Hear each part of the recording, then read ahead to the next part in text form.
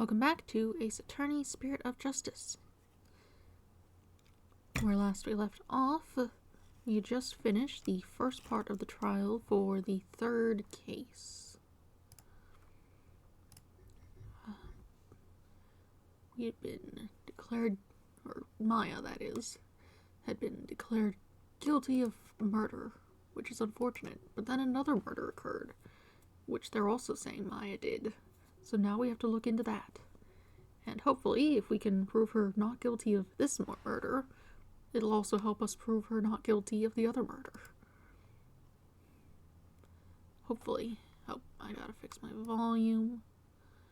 I turned it down for the other thing. Maybe I should see about getting, like, specific settings for that.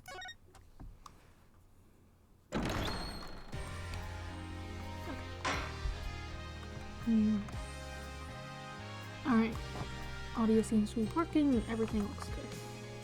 Just gotta check things over, make sure it is in fact all good. They are. Let's get back into it then.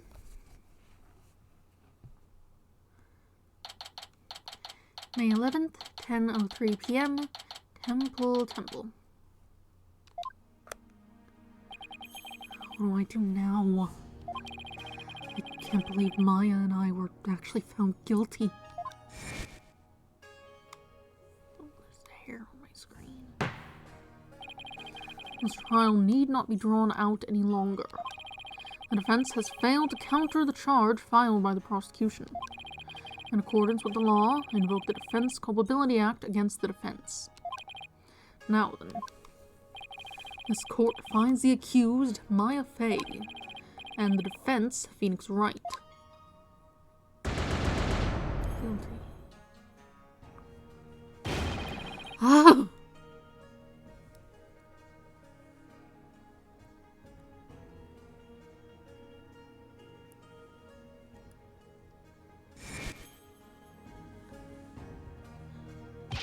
Mr. Wright! Holby. I saw the whole trial. What's going to happen to Miss Maya now? I'm worried about that too. But right now...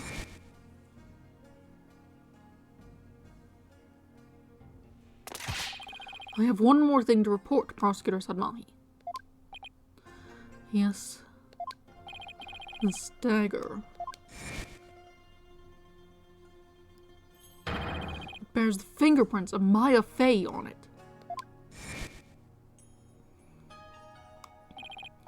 Right now, I need to focus on the next trial. The murder of Acolyte Zella, right? At least the jury's still out on that one, so to speak. The two murders are most likely connected. If I can get to the bottom of Acolyte Zella's murder, it might give me the ammunition I need to overturn Maya's guilty verdict. Let me help you investigate. I want to assist you in any way I can. I appreciate it, Holly, but we're talking about a murder. Yeah, but it's going to be hard for a foreigner to investigate this on his own. You have a point there. I wish I knew what to do.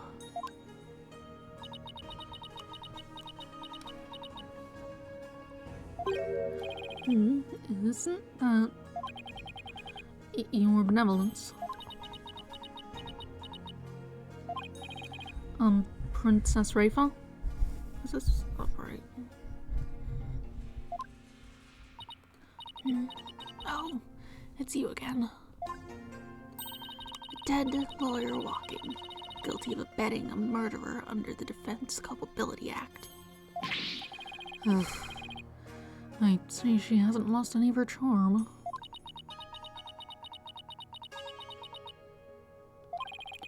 Why the long face? Thought you'd be glad I was found guilty under the DC Act. I am in no mood to take joy in your suffering. For I was unable to defeat you and had to leave the job to others. I failed in my sacred duty as the royal priestess. I guess that answers my question.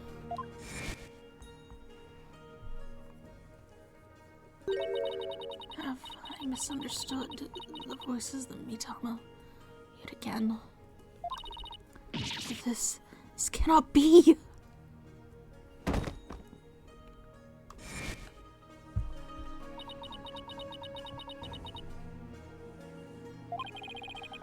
All I did was defend my client. Can't bear to see her looking so sad like this, though. Your benevolence. Your benevolence. Oh, barbed head. I thought you had already begun your journey to the Twilight Realm. I'm not dead yet. I still have an investigation to do for tomorrow's trial. What's this? Did you mean to say you have not given up yet? That's right. I'm going to prove Maya innocent tomorrow. But why? Why do you refuse to give up? I cannot fathom such obstinacy. Investigate all you want. I care not. You really don't mind? But aren't you worried that a lawyer backed into a corner by the DC Act might do something desperate, like forge evidence? What's this? If left unsupervised, I'd be free to do whatever I wanted, you know?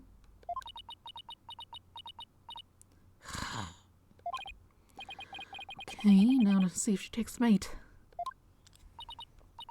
Yes, I see your point. Barbed head. Yes? I know what happened yesterday. You perpetrated some sort of fraud or other misdeed while I was not watching. Huh? That explains why I misunderstood the voice to the High Priest's soul. Yes, of course. That is the only explanation. I was just trying to cheer her up. Now she thinks even less of me. I must not allow you to sully our sacred hall of justice with your misdeeds ever again. Therefore, today, I will be monitoring your every move once more. I will not fail to spot your misdeeds this time. The moment I see anything out of the ordinary, I will send you straight to prison. And you, boy, do not throw your lot in with this foreign devil. But your benevolence. It's okay, Albie. You don't need to worry about me. I'll be back before you know it. But first, I should probably lighten my load a bit. Albie, would you mind holding on to some evidence for me? Of course not. I'm always glad to help. Unnecessary evidence unloaded onto Albie. May the Holy Mother's blessings be upon you. Now then, the scene of the crime is the logical place to start. If I recall correctly, the body was found at the Plaza of Devotion. Alright, what did you get rid of? Looks like we don't have the book anymore. Oh, got rid of a lot of stuff actually. I don't even... Still have this. Okay, and you're just here to remind people what's going on. So let's see what's up. Yep. May 11th, Plaza of Devotion. Looks like some people left some flowers. Looks like the police already finished their investigation. To think someone would be killed here, a place devoted to prayer. No blood anywhere. Body outline and flowers. Did someone leave them here in memory of the deceased? There's something different about the prayer flags today. And there's a purple one over there. It's diagonal. Interesting. As the high priest's disciple, Acolyte Zealot was utterly devoted to his training. First the high priest, and now his devoted disciple. Maya Fey will pay for this. As I keep trying to tell you, Maya has nothing to do with any of this. And you can prove this. How? What do you think I'm doing here? Gathering dirt and dust for the trial? You and your smart mouth. This is precisely why you and your lawyerly ilk are so reviled. Hey, Mr. Wright. Who is this? Oh, you. Emma. It's that detective from your country again. It's the princess. You seem displeased that I'm here. Oh, no. Don't be silly. Mr. Wright, I'm so sorry about what happened to Maya. It's not your fault, Emma. You were just doing your job. And if I had just done mine, Mr. Wright, but it's no use crying over spilt milk. Would you mind telling me what you know about the murder? It's do or die in court tomorrow, and I mean that literally. Gladly. I'll help in any way I can. Remember, I have my eyes on both of you, so see to it that you commit no misdeeds. Of course not. You're talking to a professional here. Alright. Let's see. How about starting with an overview of what happened? Sure. The victim is Pure Zealot. He was the high priest's disciple. His body was discovered around noon today, right after the rite wrapped up. So, during the high priest's murder trial. That's right. Apparently, he had been here praying since the day before the rite even started. Talk about serious devotion. Yeah, I barely lost a few minutes. This is a picture of Mr. Zealot's body. Ugh. That dagger in his upper back looks like it would have been particularly painful.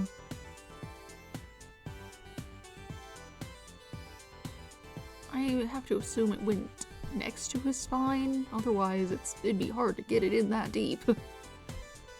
Probably hard to get it in that deep anyway. Some sort of peach tattoo?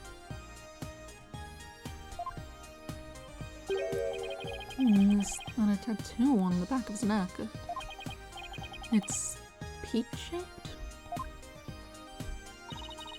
Everyone started leaving when the prayer was finally done, but the victim remained bent over in prayer, and when they went over to check on him, they discovered he was dead, right?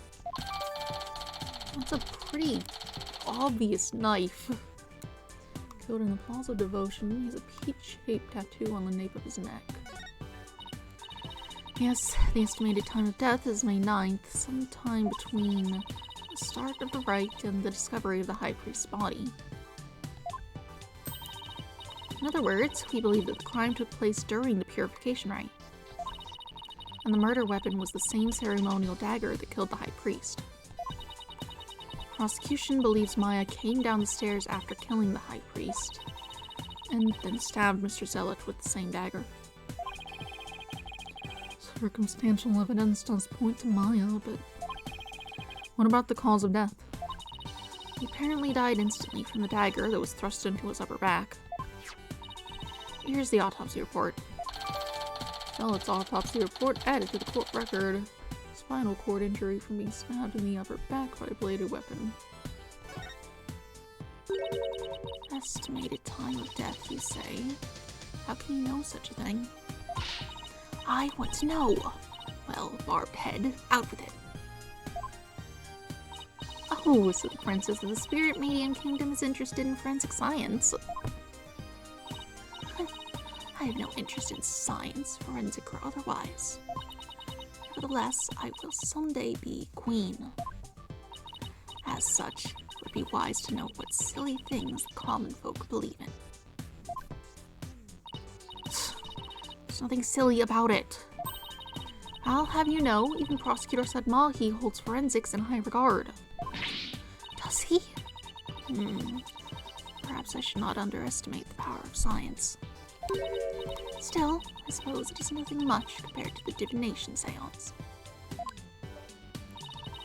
She really doesn't have an adorable bone in her body. I think she's actually interested.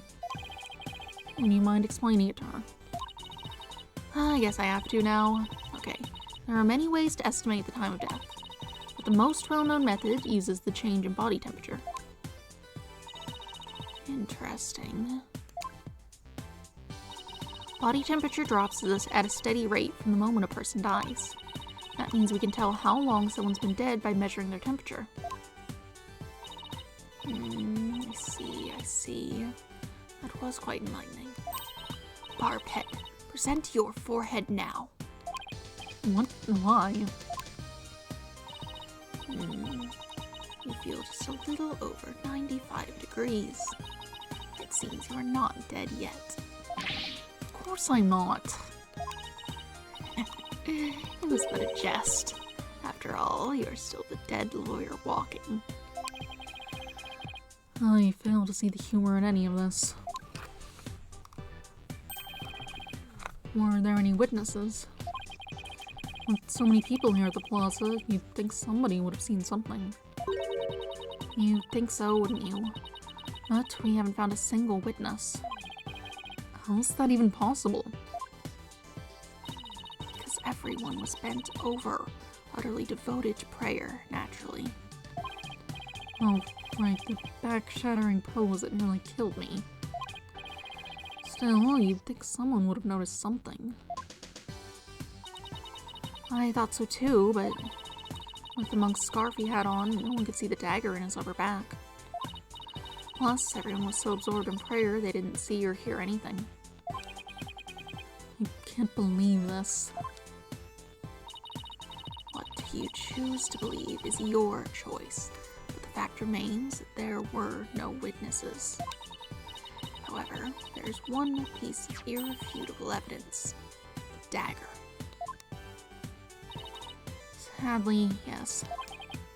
Ugh.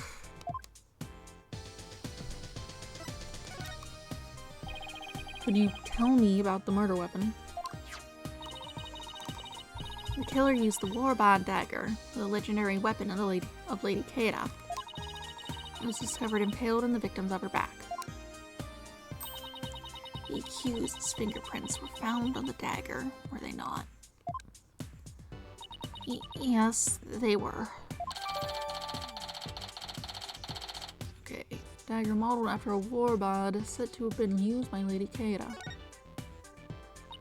With such irrefutable evidence, there is no questioning the accused's guilt. Not so fast. What about a motive? Maya had no reason to kill Acolyte Zealot. What did the police think about this matter? Okay. Maya had no reason to kill Acolyte Zealot. So you say. Let us now hear what the police think about the matter. A bit of repetitive things there. The police believe Maya is the Lady Keita figure who has been battling the rebels. And since Mr. Zealot was the disciple of the High Priest who turned out to be a rebel, he too was likely a rebel, and therefore met the same untimely demise as his teacher. Yes, that is how the police currently view this crime. There's no way Maya is that Lady Keita vigilante. I agree on a personal level, but the police are just going with what today's trial concluded. Ugh. I really blew it in court today. Alright, let's take a look around. What is this? This prayer flag looks much newer than the rest. Your benevolence, what does it say here? The dearest wishes of our subjects are written upon these prayer flags. Reading the prayers of others means it is considered rude.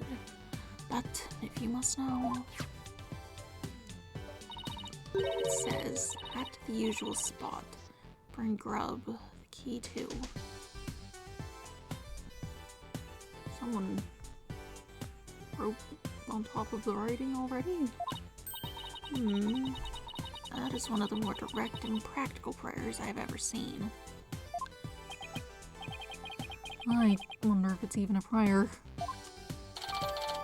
Brand new flag added to court record.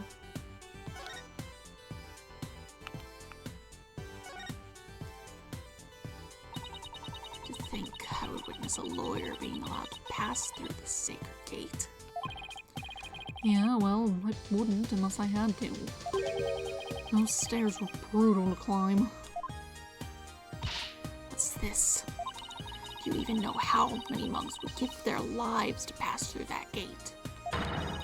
Be thankful for the great honor you have been afforded. Yes, your benevolence.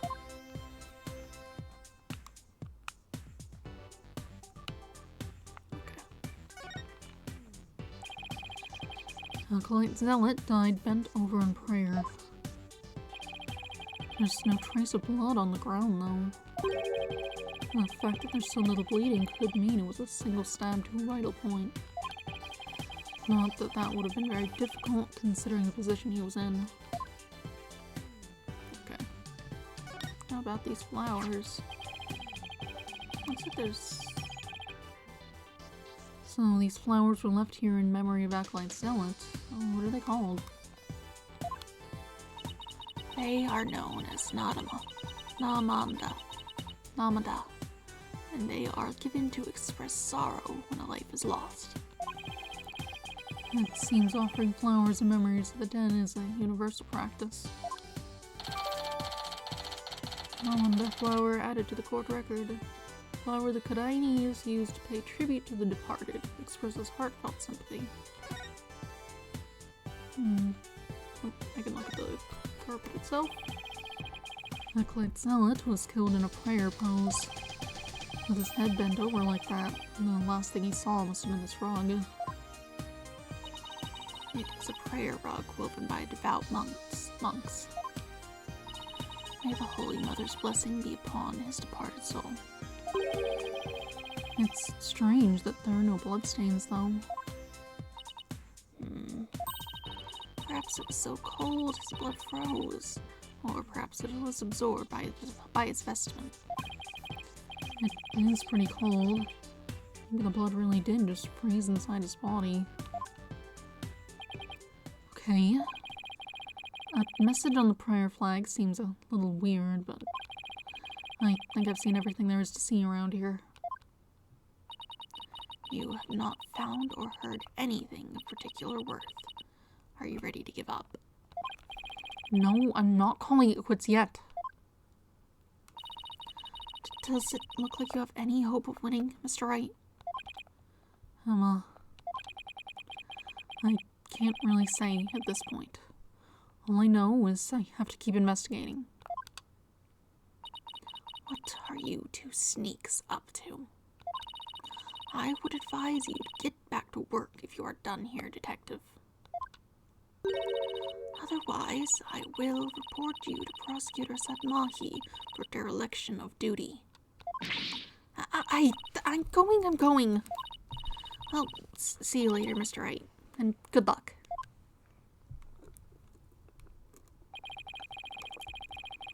I should really pay a visit to everyone in every place connected with this case. I want to take a closer look at some of these objects. Okay, that's just the text that's on it. I can't look closer at that. Time of death, May 4th, 4 to 5 a.m. Or May 10th, rather. Cause of death, spinal cord injury from a stab wound to his back. Weapon is thought to be the Warbod dagger, the same weapon used to kill the High Priest. Thought to be. You found it in there. It's right there.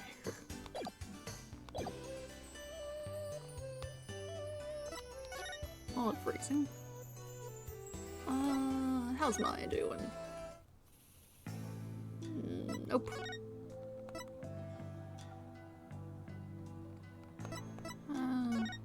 We can go see if anyone here wants to talk about this. May 11th, High Priest's house. Hello, I'm sorry to bother you again, but... Oh, it's you. Barbed head. You are not contemplating casting suspicion on Lady Belib, are you?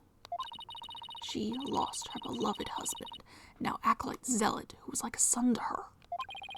Of course I'm not. But since she was close to both victims, I wanted to hear what she has to say. Very well. And then there's the fact that Lady Kada didn't attack Mrs. Imre. It probably means she isn't a rebel. Is this about poor Pure? Well, I'm sorry, but I don't think I can talk about that right now. But what about Maya? She's innocent. Maya, I heard she was found guilty. First my dear husband, and now Pure. Mrs. Imre, you don't really believe that Maya's the killer, do you? I don't know.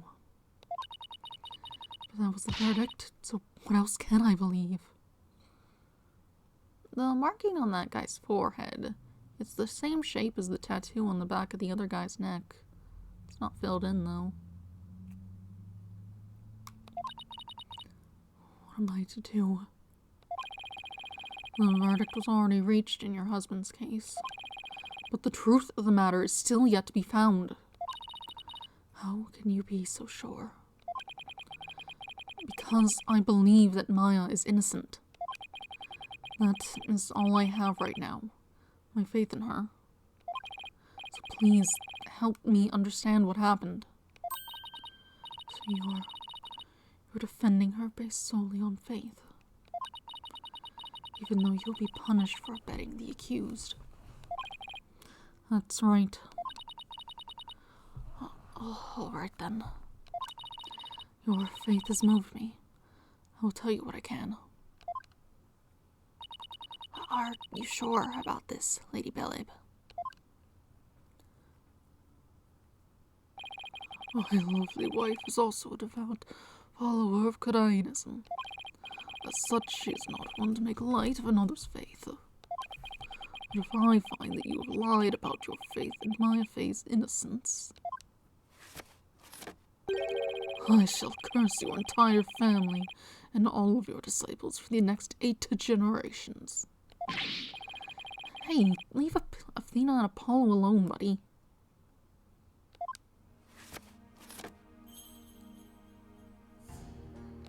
Well, let's chat. The room doesn't look much different. How did Acolyte Zealot end up living here as your husband's disciple? About 2 years ago, while my husband was at a spiritual retreat in the mountains, he came across Pure collapsed on the ground. That's when he brought him here. You were always one to help those in need, weren't you, dear?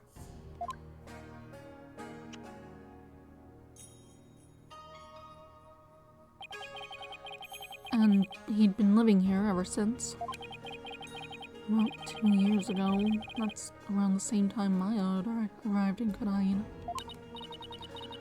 Yes, he was born in a poor village, and he had nowhere to call home. My husband felt pity for the boy, so he took him in as his disciple.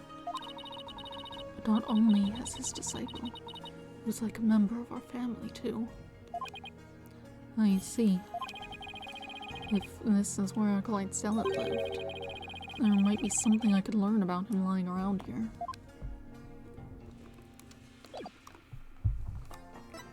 Alright, time to poke around. Okay, we can look at this thing again, it's still here. barbed head. It appears you're quite fond of rummaging through the garbage. Whoops. I just thought there might be some other important piece of evidence in here. Oh, is that right? Look, I'm not doing this for fun, really.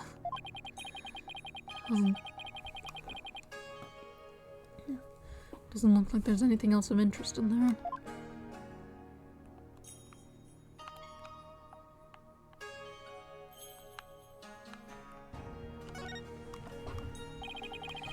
Pictures of the Queen and her husband, the Justice Minister of Kanain. Yes, my mother and my father. What do you think? Do they not possess an awe-inspiring air? Oh, terrifying is more of the word I would use. Well... yes, they are very awe-inspiring.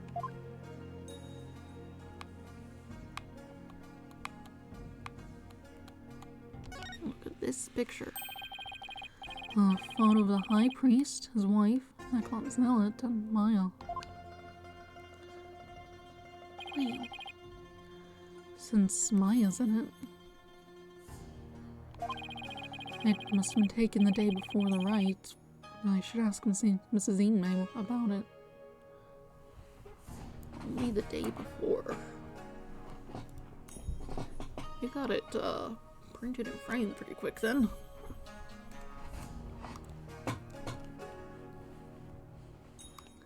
Okay, anything stand out I can see here? I mean, it's showing fairly prominently the watch and the keychain thing.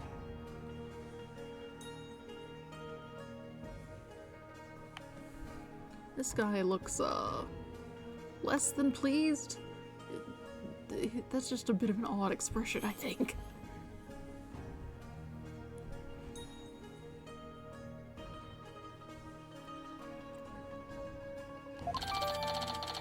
Family photo added to the court record. Picture of Maya and the High Priest's family taken during the Feast of Blessings on the day before the rite. To think that this would be their final family photo. Had no good Maya Fey has some nerve. I mean, here she is posing with two men who she would soon kill. I beg to differ. I see this photo as proof that she didn't kill them. That smile of hers does not fool me. I sense a deep and abiding malice behind it. I'll prove my smile's the real deal.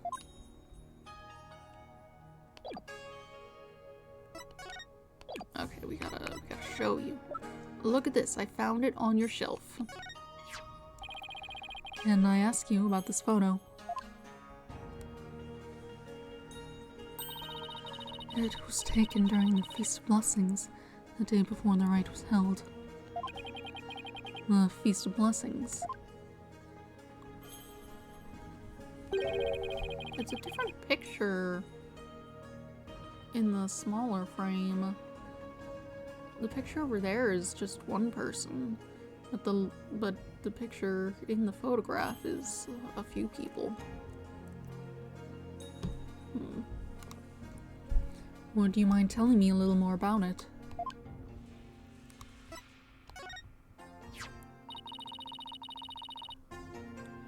This photo was taken during the Feast of Blessings. The Feast of Blessings. Anything else different? There's a square. There's the orb. I believe the orb was there. But is that square there?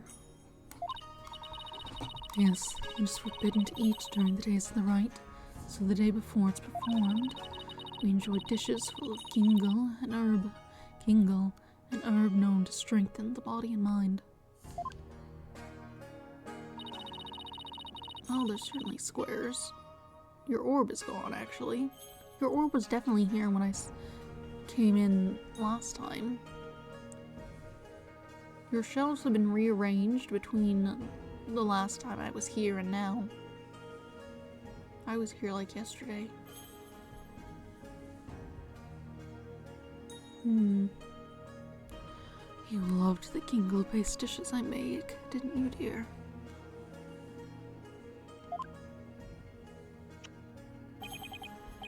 Gingle, I heard you can go 3 days without sleeping after eating some. Yes, but many foreigners don't care for it because of its strong smell.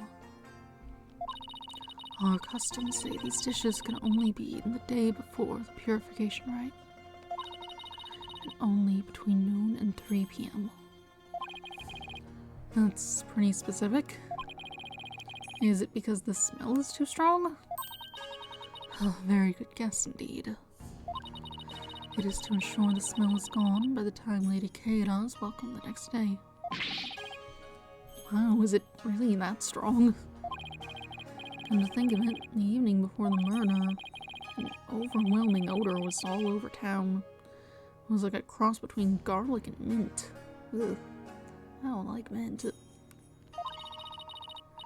After the Feast of Blessings, Pure went over to the plaza to begin his supplication. I never thought that would be the last time I would see him. What was Maya doing at the time? Shortly after Pure left, she went to the temple to prepare for the rite. I don't know what she did after that. Valid statement added to the court record. Sure. So, Acolyte Zealot went out to pray the afternoon before the rite. According to the newspaper, thick white fog. On the day before the rite, the plaza was so cold, the whole place had iced over.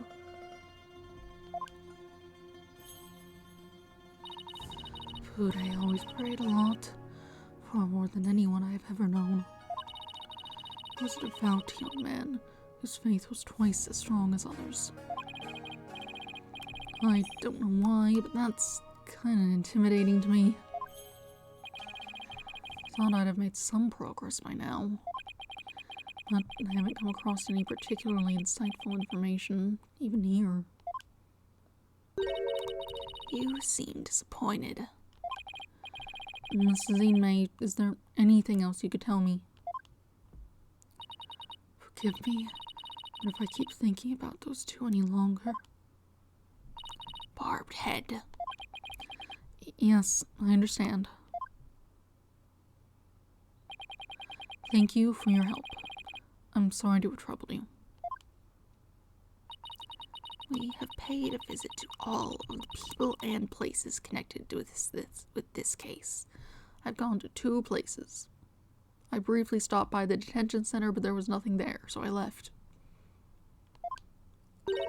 I think it is about time you prepared yourself for the inevitable, don't you?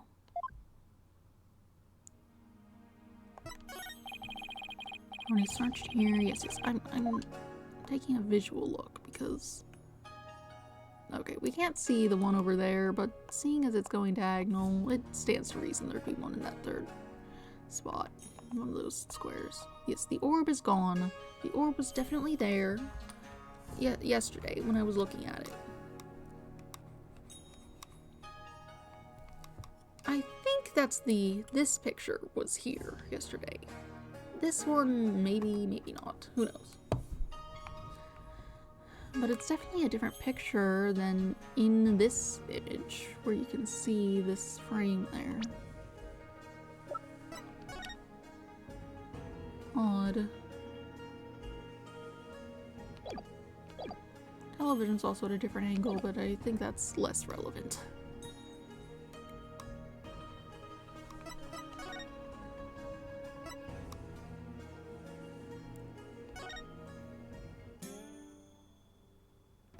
Nothing really happening here. Let's check in on Maya. You in here? Yes.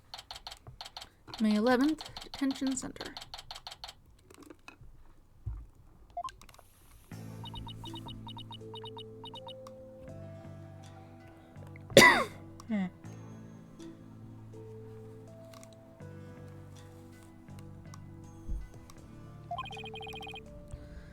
Maya sure looks tired. I'm so sorry, Maya. I failed to defend you during that trial earlier today. I'm sorry too, Nick. I never meant to get caught up in this whole mess. Even worse, I got you caught up in it too. And you were convicted under that stupid law. Nick, you should really withdraw from this case. A little late, I think. Maybe they'll even commute your sentence if you do. I could never abandon you like that.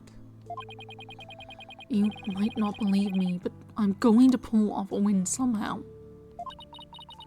It's not like I don't believe in you. It's just... Don't worry. Maybe this extra day in court is a blessing from the Holy Mother. Let's use it to our advantage. We'll turn this trial inside out and upside down. You'll see. Okay.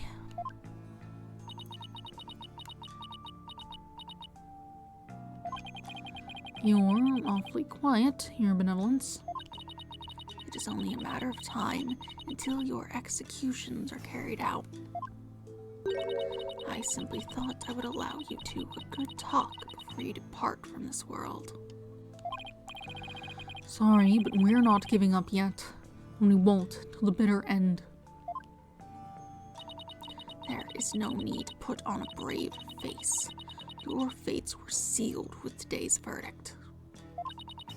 Worry not of Maya Fey. The Twilight Realm will cleanse the taint from that neophyte practitioner's soul. Then, perhaps, the Holy Mother may finally forgive her.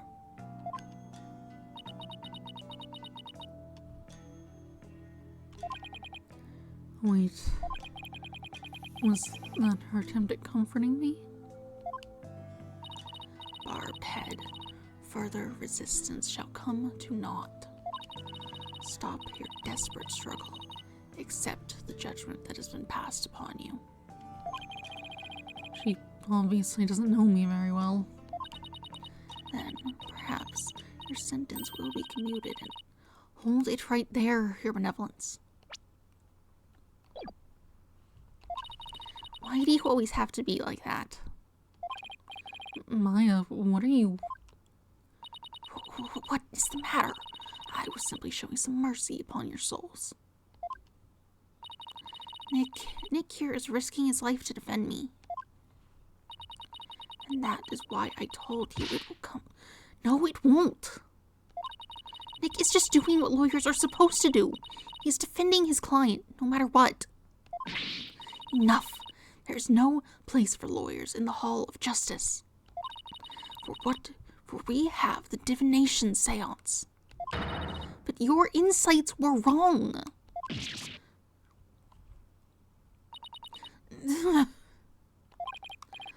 Oh boy, that's gonna hurt. Don't you get it? Errors are bound to happen if your insights are accepted without question. So I ask you, Royal Priestess, what is your true duty? Do the victim's souls or the Holy Mother herself wish you to judge people in error? Oh, you dare bring her holiness's name into this. You would know nothing, you phony baloney. Please, you two, enough already. Sorry, Nick, I got a little carried away. That's not really like me, huh? No, I should be thanking you, Maya. It's good to have you in my corner. How dare you mock me so? You will not get away with this. I was a fool to show you compassion, to think I could convince you to accept your fate. So struggle all you want in the Hall of Justice tomorrow. You will receive your just deserts, as the scorn of our kingdom is heaped upon you. I can see straight through that contorted smile on your face, you know. She may say these terrible things, but it's just the way she was raised, I guess.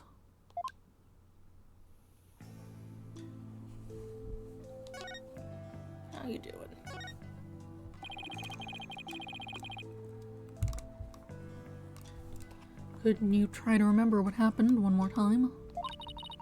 I've been trying as hard as I can, but I can't remember anything from the middle of the Wright onward.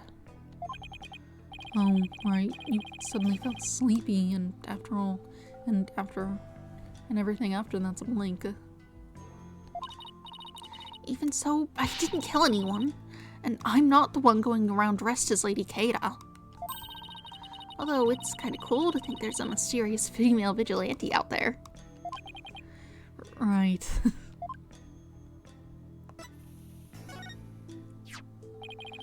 Were you close to Acolyte Zealot? We met several times during the meetings about the Wright, but I didn't know him very well. He seemed pretty quiet. Didn't you eat together the day before the Wright? Yeah, we ate this one super stinky dish, but it was actually really good. I wasn't sure I'd like it, but it was love at first bite. Like, you know the salty noodles at Eldoon's Noodles? It's like you added garlic and herbs to that, and then let it simmer for a really long time. Sounds more like a hot pot than ramen to me at that point. Now I miss ramen too. So what was Acolyte Zealot like while you were eating? He seemed to be enjoying the food, but as soon as we were done, he left to go pray. And what did you do? Oh, I returned to the temple to prepare for the Wright. That coincides with Mrs. Inmei's description of events. Any idea who might be pretending to be Lady Keita? When the Wright started, it was just me and Abbot Inmei. But the seance vision showed a third figure who looked like Lady Keita. I know. Lady Keita. I wish I could have seen her in the flesh. Yeah. Let's stay focused on this case, shall we? It was supposed to have been impossible for a third party to enter the... I hit the button. To enter the inner sanctum. But what if she came from the sky? You know, like that bushy-bearded paratrooper. That mountain would have been no match for Lady Keita's wings. That's from the Plumed Punisher TV show, right? How do you know? Because the real Lady Keita doesn't have wings.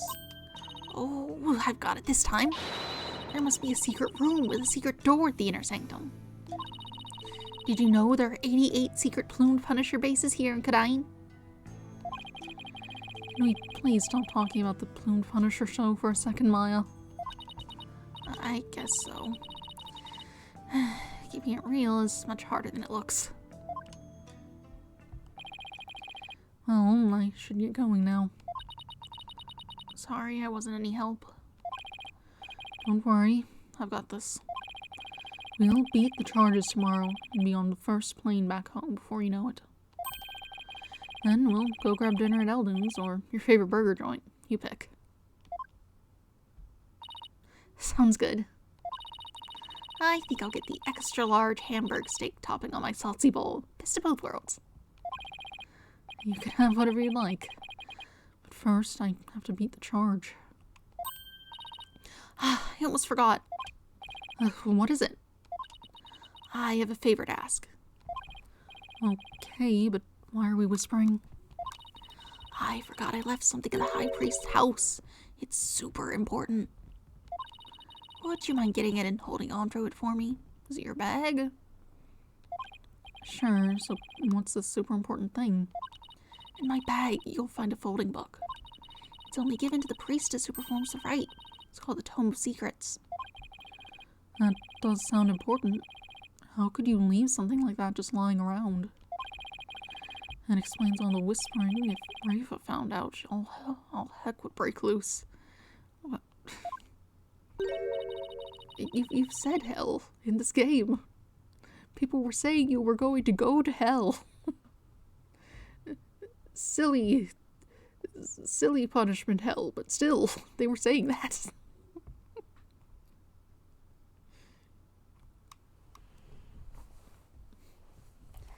Look, it's got Lady Kata's real name written in it, so... Oops, don't tell anyone I told you that. In fact, just forget I said anything at all. It's supposed to be a secret. The Tome of Secret contains secrets. Imagine that. What are you two whispering about? Oh, nothing. It's just she forgot something, so I told her I'd go get it. You are up to something. I just know it. Thanks, Nick. I'm counting on you. I'm super going to read that book. We're going to look into the book and find out all the secrets and find out whatever the hell is in it that could help this case, generally. Then we'll have to figure out how whoever actually did the murder knew about the secrets. So currently that places suspicion, assuming things go along the path I'm expecting, onto the wife. May 11th, High Priest's house. Hello? Anybody home? No answer. Mrs. Inmay is probably out right now. Well, I'll just get what I came for. I am watching you like a warbad, Barbed Head. You had better not steal anything. I would never do something like that. I'm just here to get what Maya asked for. Then get on with it. I would if you'd stop interrupting me.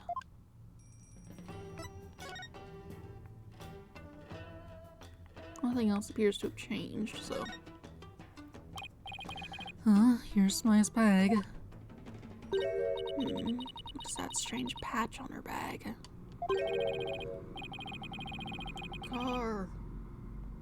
Big loud car coming down the alley. It's the Steel Samurai. He's the hero of an action hero show back in my country. It's actually Maya's favorite show. She's got all sorts of merchandise related to it. I see. Looks strikingly similar to the Plume Punisher. They are similar, but Steel Samurai definitely came first. I see. How interesting. Raifa seems genuinely intrigued. There must be a common thread between the Plume Punisher and Steel Samurai fans. Just fans of the action hero, whatever the hell. I never really watched any of that stuff. Come to think of it, didn't Maya mention something about trading up with a Plume Punisher fan? But I digress. I'd better find what she asked me to look for and get going. Why not just take the whole bag? The whole bag. It's her stuff anyway. She'll have to get it eventually. I guess maybe she just wants you to hide the book so that no one else gets to it and is less concerned about the other things. Let's see here.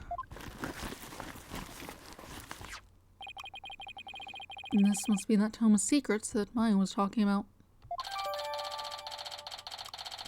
Tome given only to the one who will play the role of Lady Kata in the Purification Rite.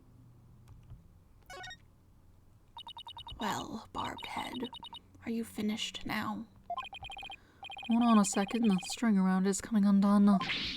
Oops. Oh.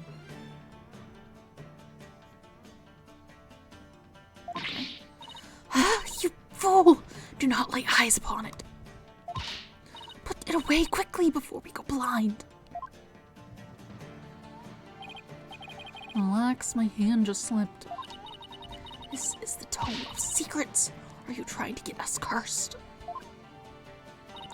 Lady Kata is liable to swoop down and gouge our eyes out. Oh, right, this book is related to Lady Kata, isn't it? Your benevolence, would you mind if I asked you some questions?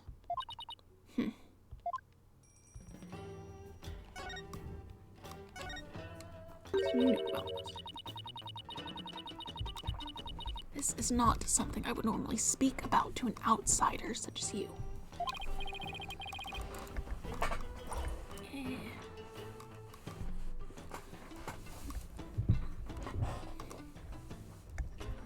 Well, can't you make an exception? If you insist. Nana.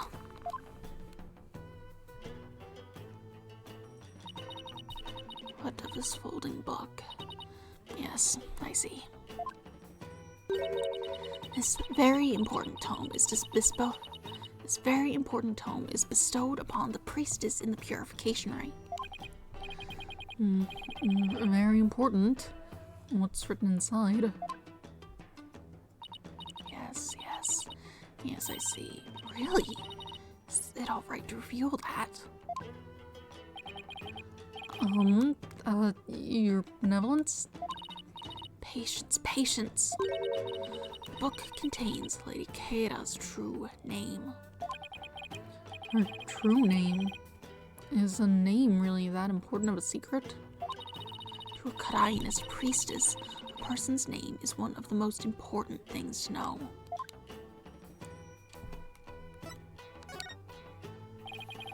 What's so important about a name? Without a name, a priestess's voice will fail to reach a person's mitama.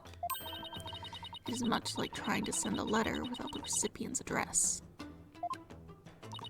A spirit can only be identified once you know the deceased's face and name. Oh, I get it. It's like when you see someone in a crowd you recognize, but you don't know their name. Makes it impossible to get their attention. Indeed, you must know a spirit's face and true name before you can commune with it. It is the same for Karainism's most secret art, one that my mother alone may use. The Queen has a secret art. It is something a foreigner such as you could never hope to guess.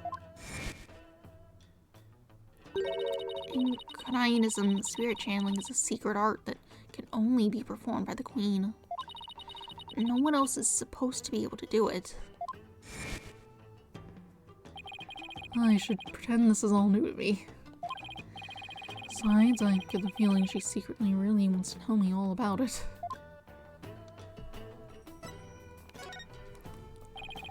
Could you tell me about this secret art of the Queen you spoke of?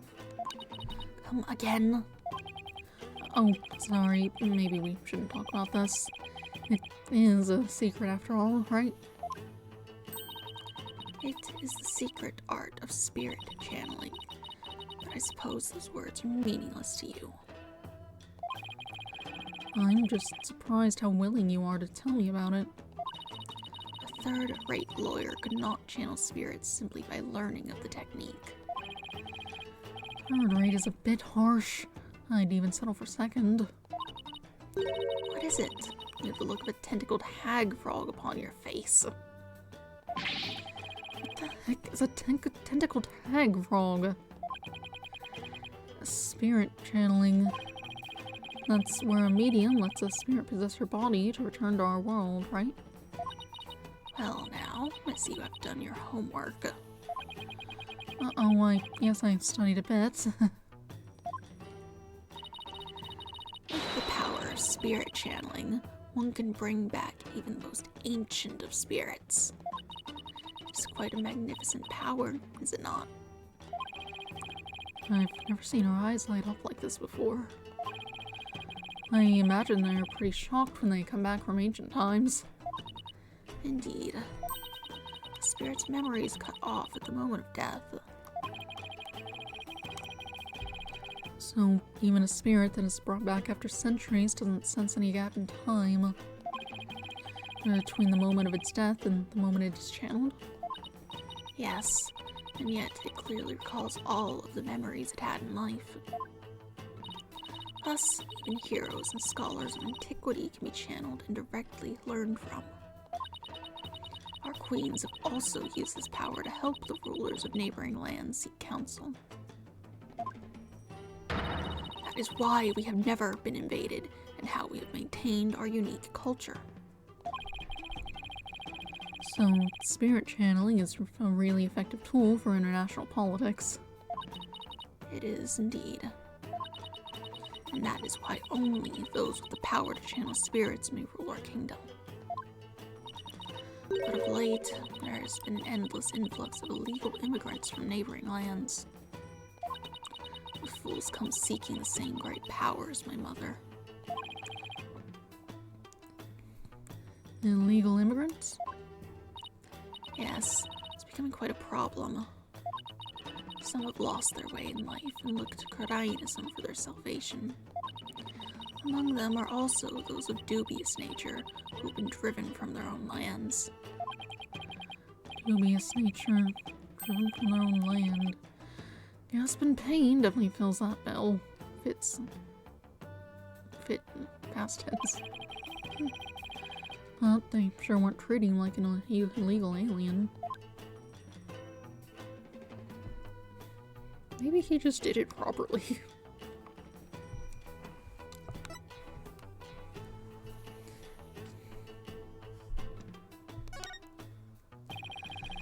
Can you channel spirits, your benevolence? I am but the royal priestess. There is still much that I must learn.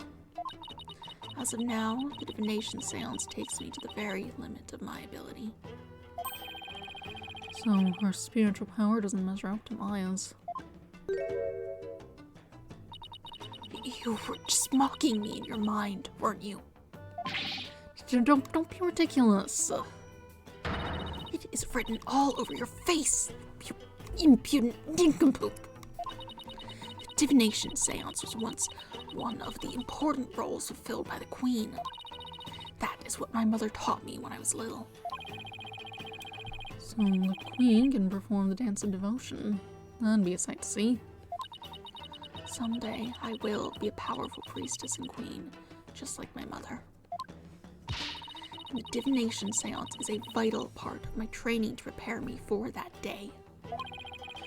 Forgive my ignorance, your benevolence. You shall see. It will not be long before I, too, master the secret art of spirit channeling. I will be a magnificent queen who unties her people, who unites. I messed that up. I will be a magnificent queen who unites her people for the greater good of Karain. Now I see. Spirit channeling is something she really aspires to. I'm going to ace that test and become the next master. After all, I can't let my clan and the other villagers down. Looks like she actually has something in common with Maya. Are you quite through now? There are more important things to do than to stand here and talk about spirit channeling. It's true. It doesn't have anything to do with this case, as far as I can tell. Or does it? If the queen is a spirit medium. Are you about to suggest that my mother was channeling Lady Keira? I guess she saw that one coming. Lawyers are indeed a witless breed. On the day of the rite, my mother was engaged in other duties at the palace. Of course. My mother is a very busy woman, and the idea itself is preposterous. Do you truly believe the Queen of Karain would personally battle the insurgents? This is precisely what makes you third-rate. Ugh. Another dead end. This is bad. Anyway, I need to continue looking for leads, so...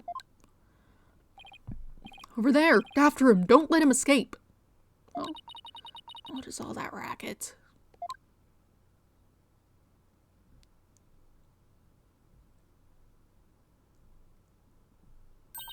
What? That escaped prisoner surfaced here in town. Escaped prisoner? You mean that guy with the bushy beard? There's no reason to panic. The police are on his trail. He's no longer a suspect, but he might know something, considering he was at the scene of the crime. Let's go take a look. Wait.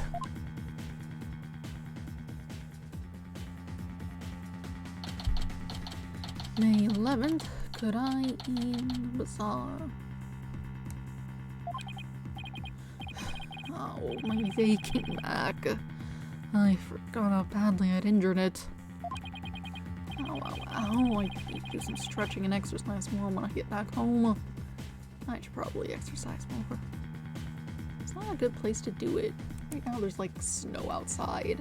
And by the time there's not snow outside, it's either wet or so hot. Truly no good time to do anything. The weather is just present and a problem.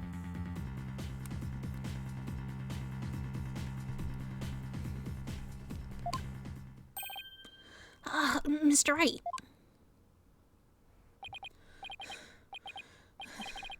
Hey, Albie. That's horrible. Have you seen it? Ow, ow, ow. Are you alright, sir? One second.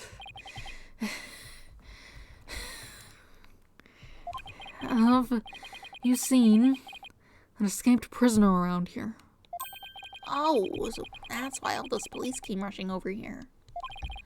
I heard them saying something about an escaped prisoner disappearing in this area.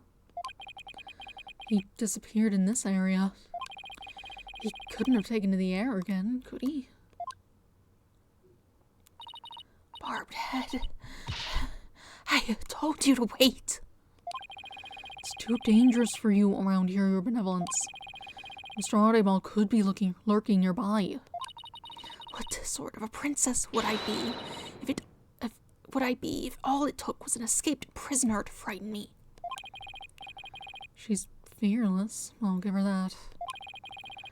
I can't be responsible if something happens to you.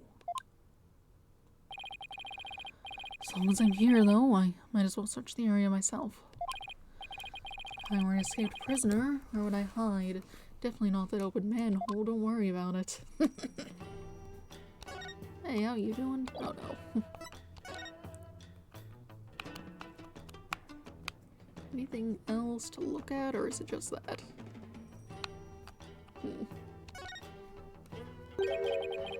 That manhole cover, it's open. Let me... Whoa, what is it, Shadow? Did he sniff out someone or something in the manhole? I wonder. Could Shadow track Mr. Audibald if he had something with the rebel scent on it? I don't know. I feel like I got something with Mr. Audibald's scent on it. That's something he might have touched. Okay, I have to present. What would it be?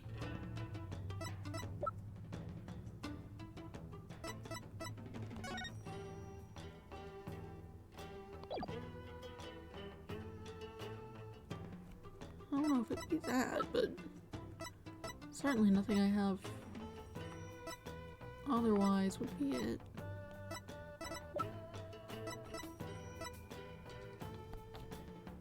Can I take a closer look at this?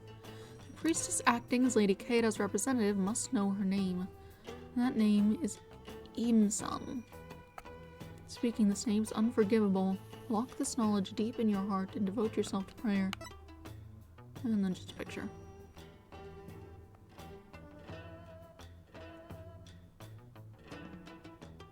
Not a whole lot stand out. You don't have any shoes on. You've got one of those floaty fabric things. Here, look at this. Here, Shadow, how about this? I hope it works.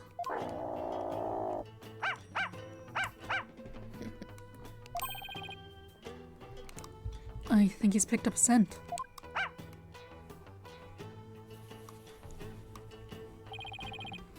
You mind if I borrow Shadow for a bit? By all means. I had no idea you could do this. Yeah, go get him, boy.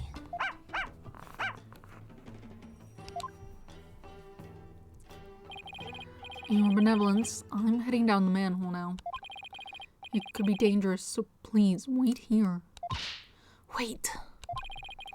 Don't worry, I won't commit any of those misdeeds you're so worried about. That is not what I fear. There may be a vicious insurgent lurking down there. Oh, are you worried about me? No, I was simply wondering why you would go to such lengths in your investigation. After all, if you would simply withdraw from this case, they might commute your sentence. I'm doing this to prove Maya innocent. But how can you be so sure of the accused's innocence? She has already been found guilty. Don't worry. Maybe this extra day in court is a blessing from the Holy Mother. Let's use it to our advantage. We'll turn this trial inside out and upside down. You'll see. Okay. I believe in her. If she says she's innocent, then that means she's innocent. Lawyers must trust in their clients to the bitter end. That's just what we do. You lame brain. Do what you will.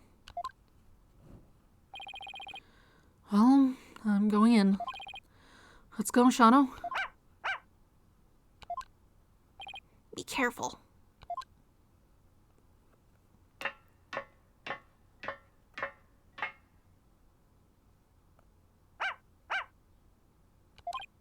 Wait, come back here.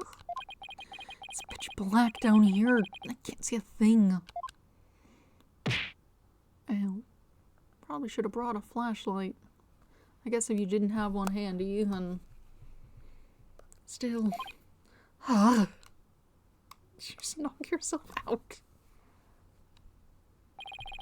Ugh. Ow. What happened? I went down into the manhole and then...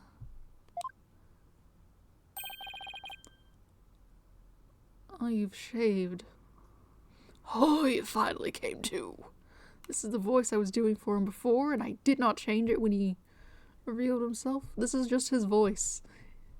Does it fit his face anymore? No. But it's still the voice I gave him.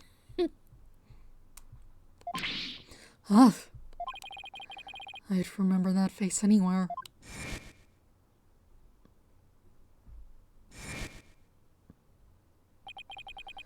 And that dragon symbol on his armband. That's the mark of the rebels. There can be no mistake. It's him. That's audible. Ugh. Yikes.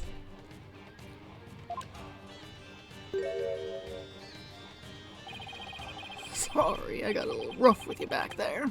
Thought you were the cops. Why are you making that face? Hey, want an apple? Are you just storing peeled apples in your bag? Those are going to get really gross. Oh, I thought he was going to kill me. I'll pass on the apple, but thanks. I don't mind a good apple, but not right now. What is this place? This is the office of my brother-in-arms, Dirk. Right now, we're using it as a rebel safe house. Oh wait, back up a sec. What kind of office is this exactly? A law office, what else? Really? Dirk used to be a lawyer? Yep, just like you. Karain's public enemy number one is an ex-lawyer. Didn't see that coming. But I don't suppose I'll be coming around here anymore. You won't? Are you planning to flee or something? It's just, I want to get out of the rebel business. Tired of being hounded by the cops and all that. Think you'd have to flee the country for you to get any sort of, anything about that. So I came by today to pick up the last of my stuff. Really? I'm gonna sell Dirk's info to the Ministers of Justice and then slip out of Gdain. Well, wait a second. You're a key person of interest in this case. You can't go running off like that. Relax, will ya? I'll tell you whatever you need to know. Oh, and sorry about punching your lights out back there. My bad. Oh, I thought maybe he ran headfirst into a pipe. So, Mr. Lawyer Man, what do you want to know? Tell me about the murders of the High Priest, Taurus Inmei, and his acolyte, Pure Zealot. Sure, I'll tell you whatever I can. Don't know if it'll be much help, though. I mean, I'm not a rebel anymore, so... I wonder how true that really is. I want to look around first, in case he kicks me out if I'm not talking.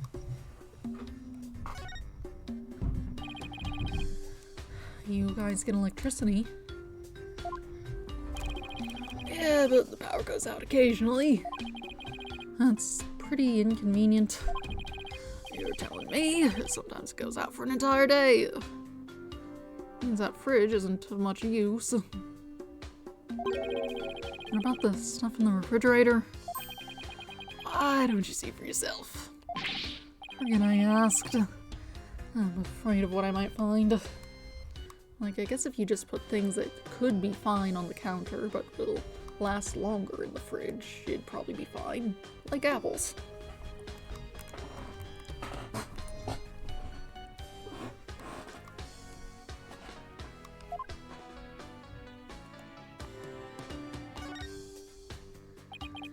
What are these hanging here?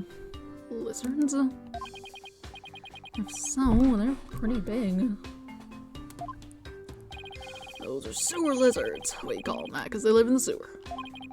They grow bigger than your average lizard, which makes them fine eating. Wait, you eat these? What else would you do with them? Here, try one. Pass, I'll definitely pass. You're missing out on a fine treat, my man. Somehow I think I'll live without it.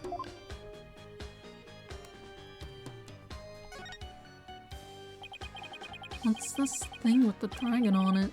Some kind of a sign? Yep, that was his business sign back when this was Dirk's office. He used to be a lawyer, right? That he was, but he was a really long time ago. This place has seen better days, that's for sure. Oh, I hope he can put his sign back up someday. I wouldn't hold my breath. Yeah, he's... even without the lawyers... the murder of the lawyers thing, he has been doing other things. Unclear exactly what, but the image had some fire, so arson, I guess. Is that coat yours, Mr. Audible? Nah, it belongs to the rebel leader, Dirk. It's pretty impressive. I like the color, too. Wanna try it on? Really? You're sure it's okay? Of course, I bet it will look great on you. Well, then, don't mind if I do. Ugh, it smells so moldy. I can't believe you fell for it. That thing's been hanging there forever. Note to self, don't trust this guy ever again.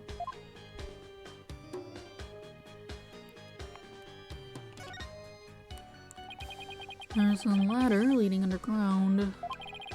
He must have brought me in through there. There's no reason for me to leave yet.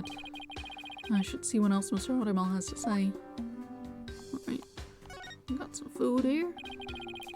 There are bowls and platters of food here. They're still warm, as if this was all recently prepared. You must have a pretty big appetite, Mr. Audible. Guys as big and strong as me. Got even bigger appetites, you know. But you just fled from the police. I don't know how you could eat this much after all that excitement. Sorry if I offended you. First, let's start with an appetizer. Where's he getting all those apples from? Wanna join me, Mr. Lawyer Man? Got plenty of sewer lizards, too. Thanks, but I already ate. You're going to get cyanide poisoning eating the whole apple like that.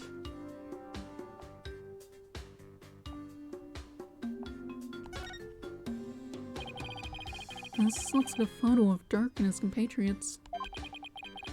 And here's one that looks really old.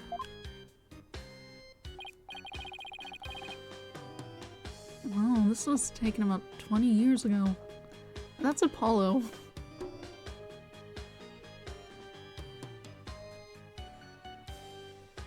Hi, Apollo.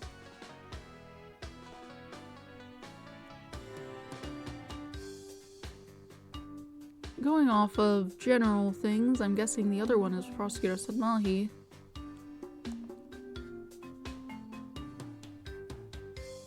Apollo. And this guy. Some guy. I guess that's probably Dirk. Do I have a picture of him in any of my stuff? Nothing I can reference.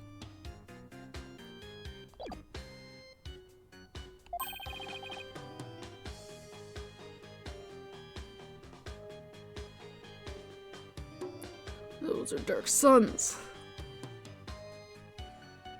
Alright.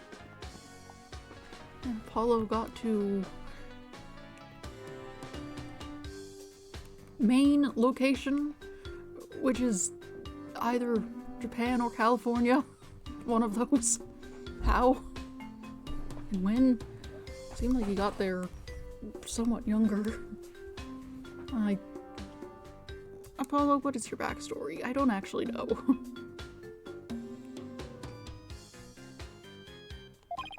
Really? So this is the rebel Dirk in the center. He doesn't look so evil. Uh-huh. Have you looked at the child? Phoenix. With your eyes?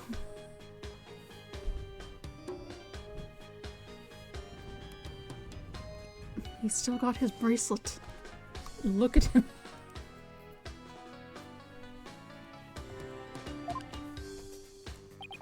And both of his sons look kind of familiar.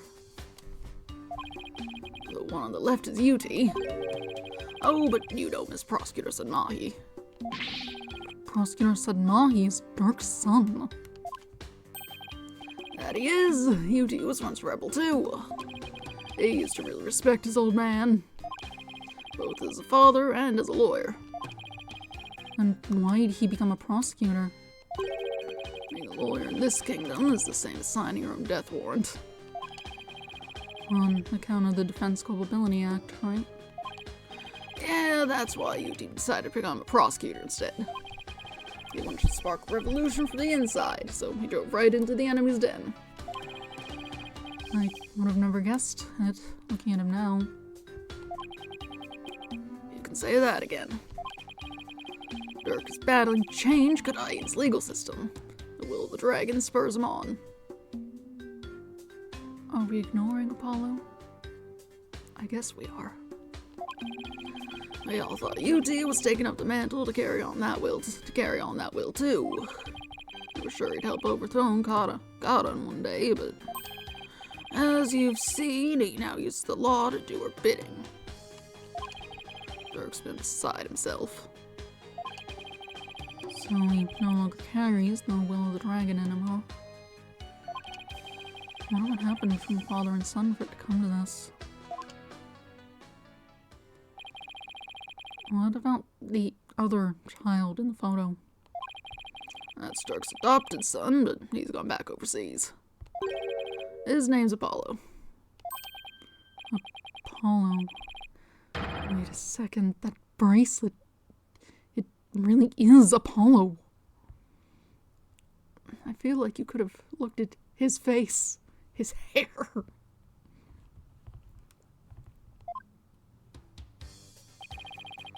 He was a rascal, that one, and his voice could shake the entire room. I imagine he's out there raising high hell somewhere. Yes, I'm sure he's doing just fine. Considering how far he's come, Mr. Audible's description really doesn't do Apollo justice.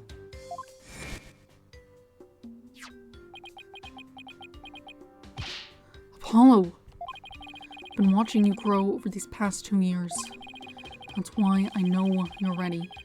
Why I know I can leave Trucy in the office to you. I believe in you, Apollo. Thank you. I'll be fine. Everything will be fine.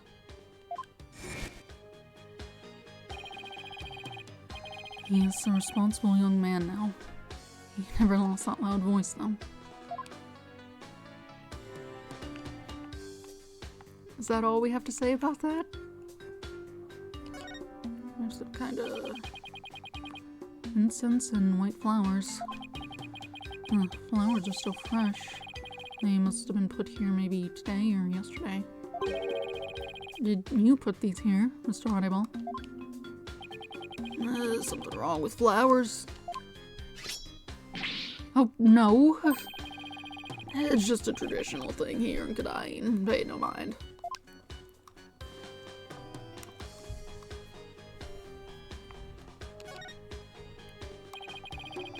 There's a knife driven deep into a photo of the Queen.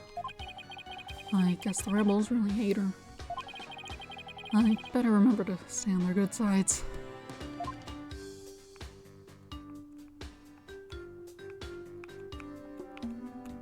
Cancer symbols on the door. Odd. We have a book here. Is this a law book? A dragon mark's been branded into the cover. That's Dirk's law book. Really, the leader of the rebels, not Dirk. That's right. That mark of the dragon is the emblem of rebellion. The pages in this one section are really dirty.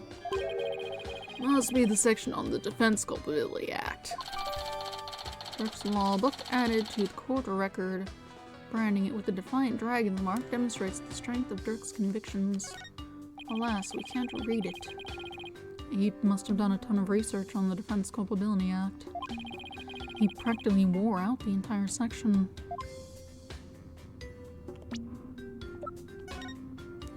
In the name of Her Eminence, those who would support criminals will be deemed just as guilty. That's not a lot of details, but now we've looked at all the things we can talk to you. Tell me everything you know about the High Priest's murder. Well, as you know, I don't remember much about that. I banged my head on a rock as soon as I parachuted into the inner sanctum. So when I told you I had nothing to do with the murder, I meant it. Okay then, where were you when you came to after banging your head? By the time I came to, it was already dawn. I must have been out cold the whole time. So you didn't see the crime happen at all? You got that right. Why did you say you did? Then why did you say what you did? Then why did you say you did when you testified? Oh, about that.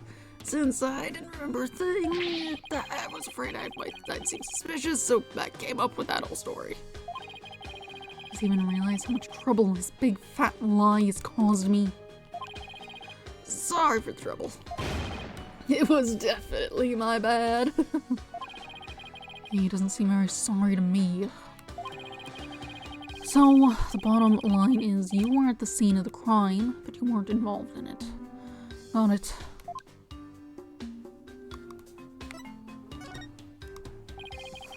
So, Dirk used to be a lawyer. Yep, he was a force to be reckoned with back when he was still practicing. He was a juggernaut of the law, and as mighty as a dragon. He could strike terror into a prosecutor's heart just by glaring at him. People called it his dragon's glare. He even got criminals to confess and pass out with a well-placed glare. got to be kidding me. But most important of all, he would never surrender. He'd fight for the accused, no matter how the odds were stacked against him. Is that what you mean by the will of the dragon? Yep, that would be it. Actually, your work in court yesterday was mighty impressive too. You didn't give up, no matter how hard of a beating you took. Not unlike Dirk, I might add. Oh, thanks. Even if a big part of that beating I took was because of you. Well, I gotta start packing. Who knows when they might catch up with me if I don't scram soon. Please, wait, I still need to ask you something. Go ahead, shoot. What are you rebels trying to do?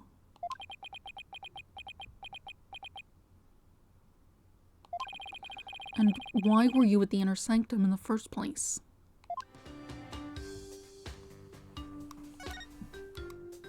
Okay. I guess it kicks you out because you could have gotten that after looking at objects. Why were you at the Inner Sanctum on the day of the murder? Or, more precisely, what were you trying to do there? I was trying to escape from prison, that's all. But that high priest was a fool for getting taken in by Dirk. He should have tried hightailing it out of Kudain, like I'm doing.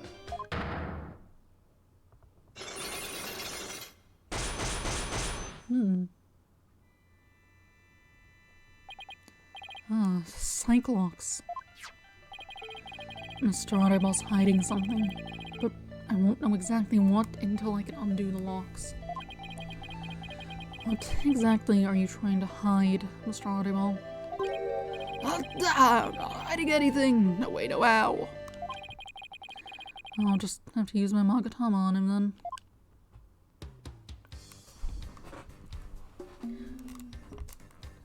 Certainly nowhere else to go to pick up more evidence, so.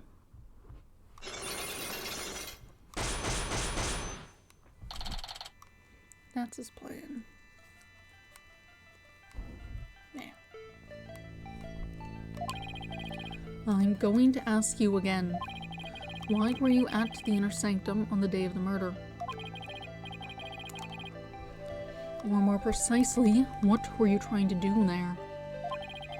You can keep asking, but the answer's still the same. I was trying to escape from prison, that's all. But that high priest was a fool. He fell for Dirk's line and sold his own country out. How can you say such things about him? He helped you escape, didn't he? Don't you even care about what happened to him? Nope, I was getting out of the rebellion anyway. He should have opened his eyes. We never stood a chance against the God-on regime. Hang on. Do you really believe what you're saying? Didn't the High Priest's death really hurt you on the inside? Like I just said, I couldn't care less about the whole thing. I beg to differ. This wouldn't be here in this room if you didn't feel a thing. I mean, this is the only thing in the room. Take that! What does that have to do with anything? You don't know? Try looking deep into your heart. Oh, I still don't get it. Oh, you mean the flowers. But I'm starting to think you don't either. Why does it feel so much worse when Sam was pointing out my failures? I told you I couldn't care less. Really? Pretty sure I have something that points to his grief. Beg to differ. This wouldn't be here in this room if you didn't feel a thing. Take that! I heard these flowers are offered in memory of the dead here in Kudain. The High Priest's death hit you hard, so you've been grieving here alone, haven't you? Well? Hey-ho! Those flowers don't mean anything. It's just a Kudaini's way of saying goodbye. Why hide the fact that you're mourning his death? You're reading into this too much. I told you, I'm done with the rebellion. I haven't even heard from Dirk or the rest of them for a few days. Tomorrow, I plan to kiss this kingdom goodbye. No, I know you've been in contact with the other rebels lately. How exactly do you plan on proving that? This piece of evidence ties you to the other rebels. This one? Take that! I found this prayer flag at the Plaza of Devotion. You wrote a message on it and left it behind for your fellow rebels, didn't you? Ugh. They brought this food for you at your request. So, you're lying about leaving the rebels. You're still involved with Dirk and the rest of them, aren't you? Don't like hiccups or something. Hold on.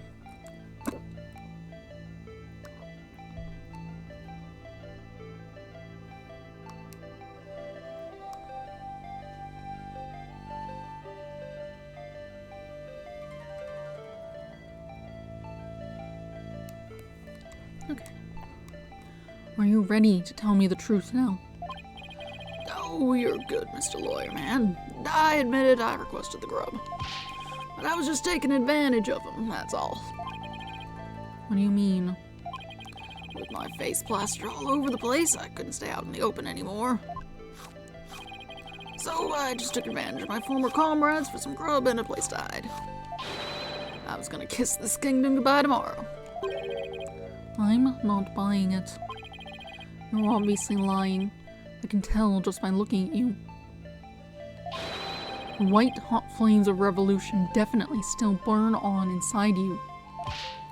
What? That's ridiculous. Those flames burned out a long time ago. This proves that the flames of revolution still burn on inside you.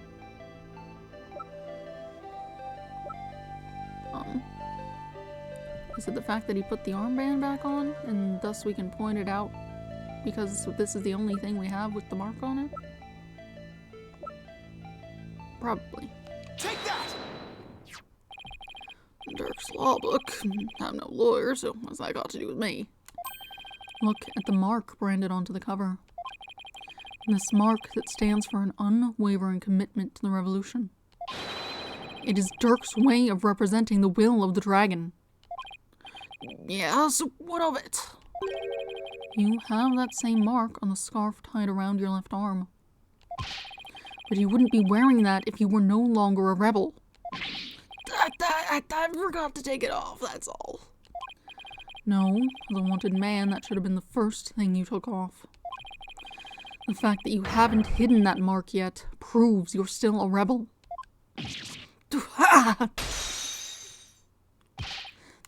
Think what you want, but you don't know nothing about me. No, you're wrong.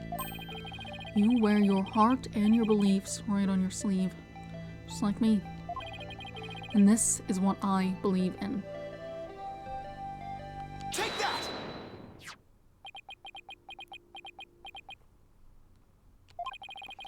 When a person's back is against a wall, they always fall back on what they believe in. Just as I always have my badge, you always have the will of the dragon with you. And would you risk your life for your beliefs? No, I wouldn't. No, because I wouldn't be much use to my client's dead. Now admit it. You've never once thought about leaving the Defiant Dragons, have you? That look in your eyes, it's just like Dirk's. Looks like you've got the will of the dragon inside of you too.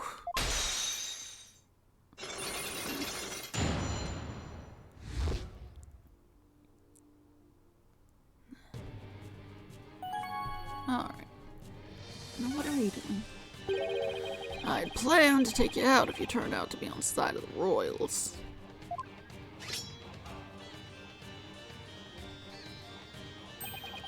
But I think I can trust you. I can't believe I was that close to getting shanked here. It's like you said. I have no intention of leaving Dirk's group. In other words, you were testing me. You're a foreigner and a lawyer who's been charged with committing a criminal to boot. And I've seen a fair share of lawyers get pardoned after weeping at the feet of the Queen.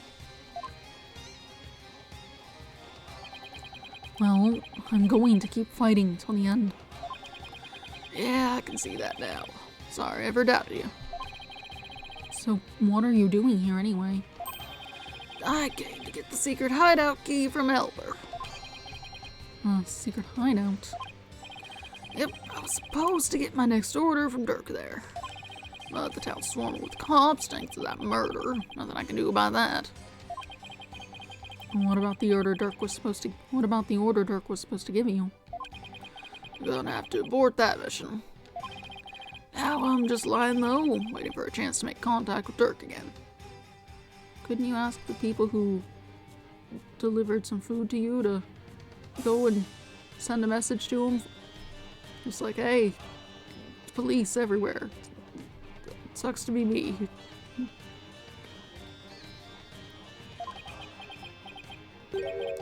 Hey, why the long face? I thought you'd be able to tell me something about the High Priest's murder. Sorry to disappoint you. Oh, I know. Let me make it up to you with this. Orb. The orb that was on the shelf? What is it? What is it? This orb is actually a key. It opens the door to one of our secret hideouts. I can't say any more than that. Anyway, I hope it helps.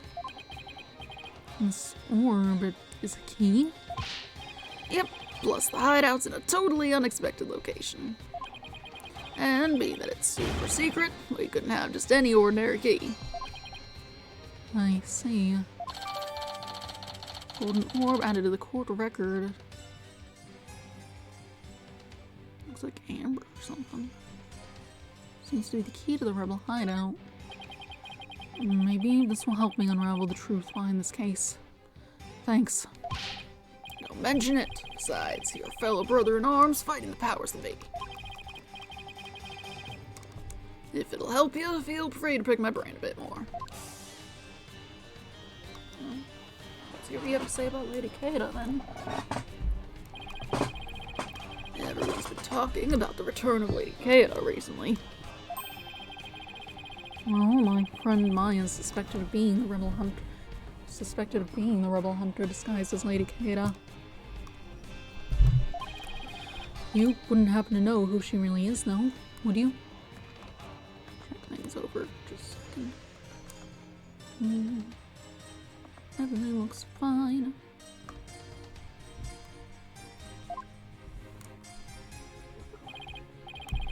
Beats me, but whoever she is, she bushwhacked me and hauled me off to jail.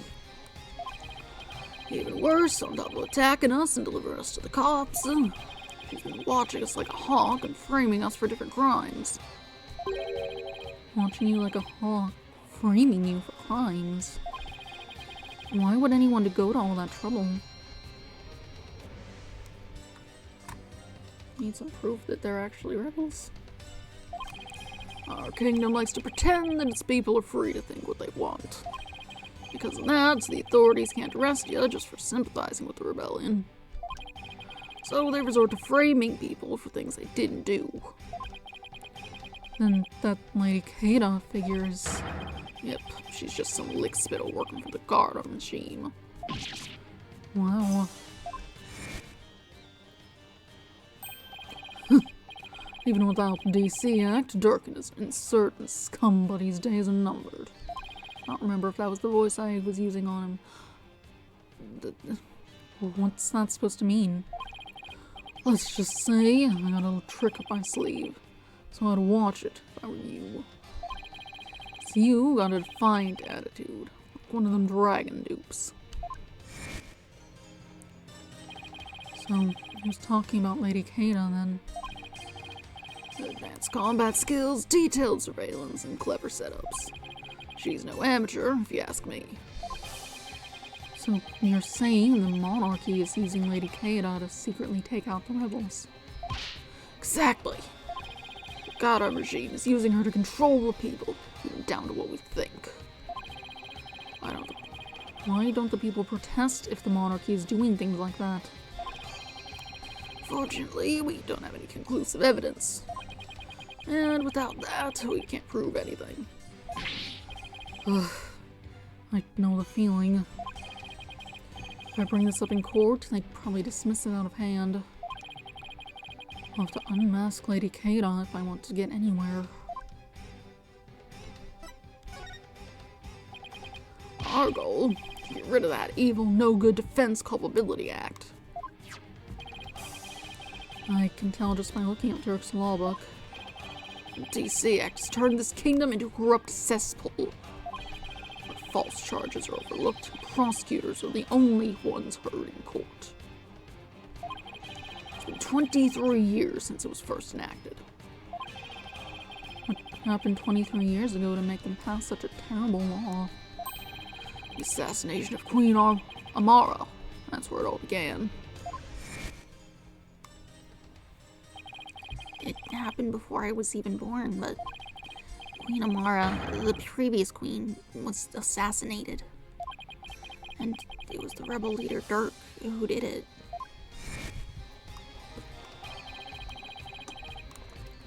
Dirk assassinated the former queen, didn't he? That's the official line, but... The official line... Those charges were completely trumped up. Dirk was framed, I'm telling you. He was. And that doesn't sound all that far-fetched with everything else. Plus, Dirk was a lawyer. Once the people thought a lawyer had killed the queen, they turned against all lawyers. And that's how the DEC Act was first passed. So, that's why there aren't any lawyers left in Kadain. Even worse, it changed the significance of the divination seance. The significance of the divination seance? And they were holding seances in court even before the DC Act? You bet they were! Lawyers and prosecutors used to hotly contest the insights that came out of seances. You mean like what I've been doing? Right, it's like Dirk used to say. The royal priestess's insights are just another piece of evidence. Right. I see what you mean about the significance of the divination seance changing. Yep, the insights became the only truth. The insights became the only truth. And arguing against them was banned. As royal priestess, it is my duty to reveal the truth through the divination seance. This time, I will prove that the insights I glean thereof are the very truth itself. Prepare yourself, for this shall be your last trial, and your last rites. Tomorrow shall end with you under the headsman's axe. Headsman. From what I've seen, Rayfo would agree with that. This kingdom is a shadow of its former self. It's become a dictator. I can speak. It's become a dictatorship where the royals use the fear of trumped up charges to rule. And that's what Dirk's been rebelling against? Yep. All we want is to live in a kingdom with a fair and impartial legal system. And there's only one way to make that come true. Overthrow the current regime. So that's the truth behind the rebels. Well, PW, my friend, it's about time for me to get going. After all, I am the Fangs of the Defiant Dragons.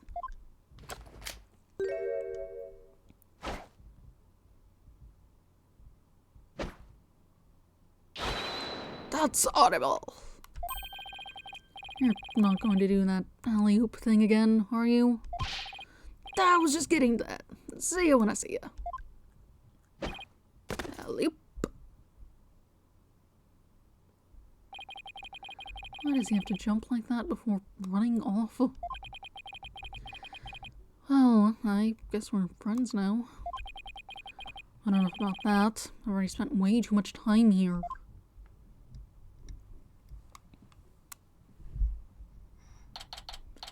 May 11th, Crime Bazaar.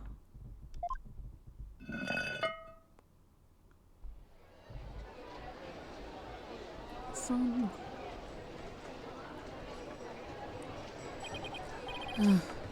Finally got out of there. Mr. Wright, I'm so glad you're okay. I was so worried about you. Shadow, what happened to him anyway? He came out of the manhole about 5 minutes after you went in. Did he climb the ladder?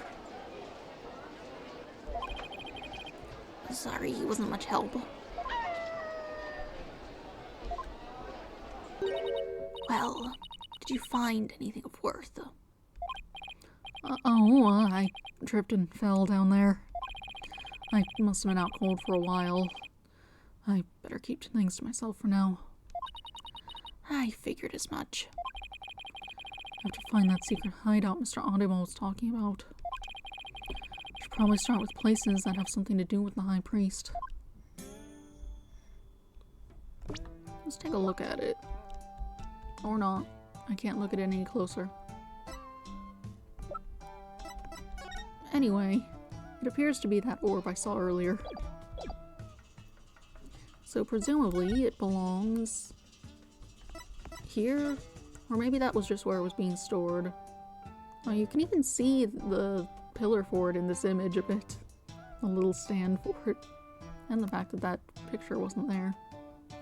They didn't update that when they changed the room of it. Hi, I'm here again. Already searched here, but never hurts to take a little look around. Okay, well, I guess I can look at the picture again and get slightly different dialogue. That's that family photo they took. And Mrs. Inmay said it was taken the day before the rite. I don't suppose any of them could possibly have imagined what was to come. Okay. I guess not here.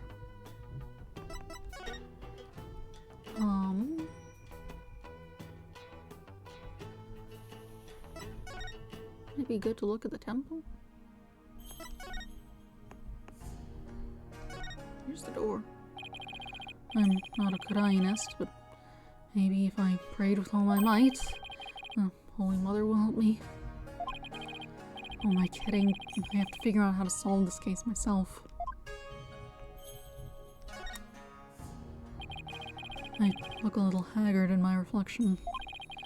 It's like the water's showing me how I feel on the inside. Like, what am I doing? I have to stay strong, especially for Maya.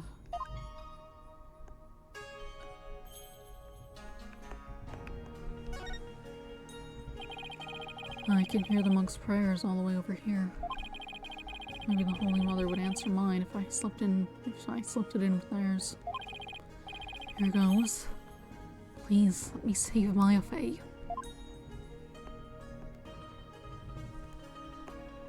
Okay. Not here. I guess it's up at the top of the mountain. Maybe there's somewhere to put the orb up here. May 11th, Inner Sanctum. Barbed head. You already searched here, did you not? Oh, I just thought I'd look around again, you know, in case I missed something. I probably shouldn't tell her I'm looking for the secret rebel hideout. We have a saying back home, leave no stone unturned. Oh, yes. You cannot stump me. I know that one. Actually, I don't have a clue. It's written all over your face. Okay, and you're just... Where would an orb go?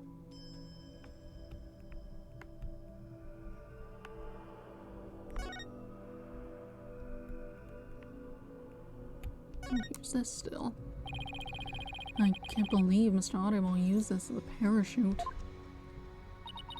That reckless fool. And again, he must have a screw loose if he counts himself among the vile. And again, he must have a screw loose if he counts himself among those vile rebels. I wouldn't exactly call him crazy, but he's certainly one of a kind.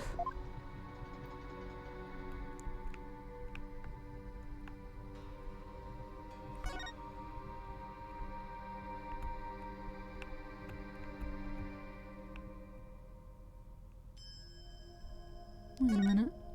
Let's go in the eyeball here. That's a statue of a bird. Guess I'll take a closer look at it.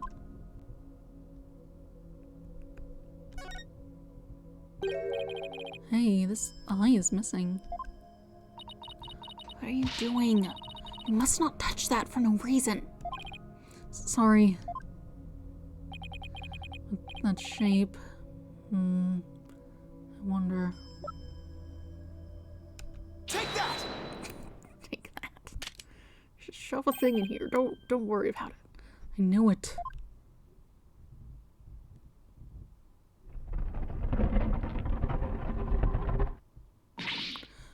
What?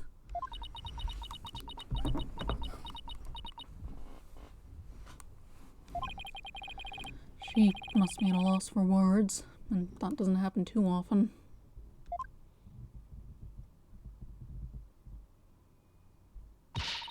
What is this place? Explain yourself at once, Barbed Head. I don't think she's ready for the full story. I don't really know much myself, but it seems to be a secret rebel hideout.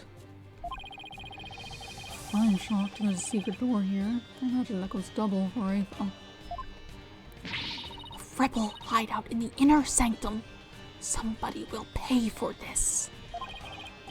well, for now, I think I'll have a look around. Wait, you must not enter before the police.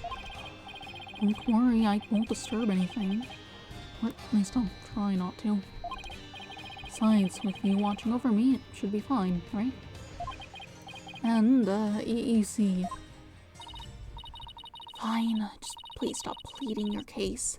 I can only stand so much lawyerly drivel. But I will be presenting all information gleaned from your efforts here to the police. Of course. Now, shall we? I will go no further. Oh, right, you're not supposed to come in contact with the taint of Lady Kata's battles. Very good, Barbed Head. I commend you for remembering. Oh, well, thank you. Wait, why am I thanking her? Can't she just jump over it? I may not be able to enter, but I will allow no misdeeds on your part. I will be watching you like a warbad from the entrance here. I told you I'm not going to do anything. I better hurry before she changes her mind.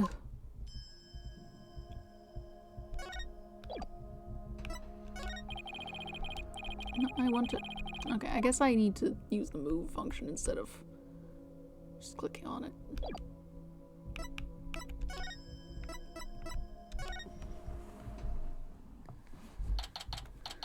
Alright, we have some mossy things, handprints on them. A plumed punisher or whatever the hell. Guns. May 11th, secret hideout. I believe this to be a sacred space that enshrines the source of the spring water. That makes sense. The rebels must have converted it into a secret hideout. What about that warbad revolving door?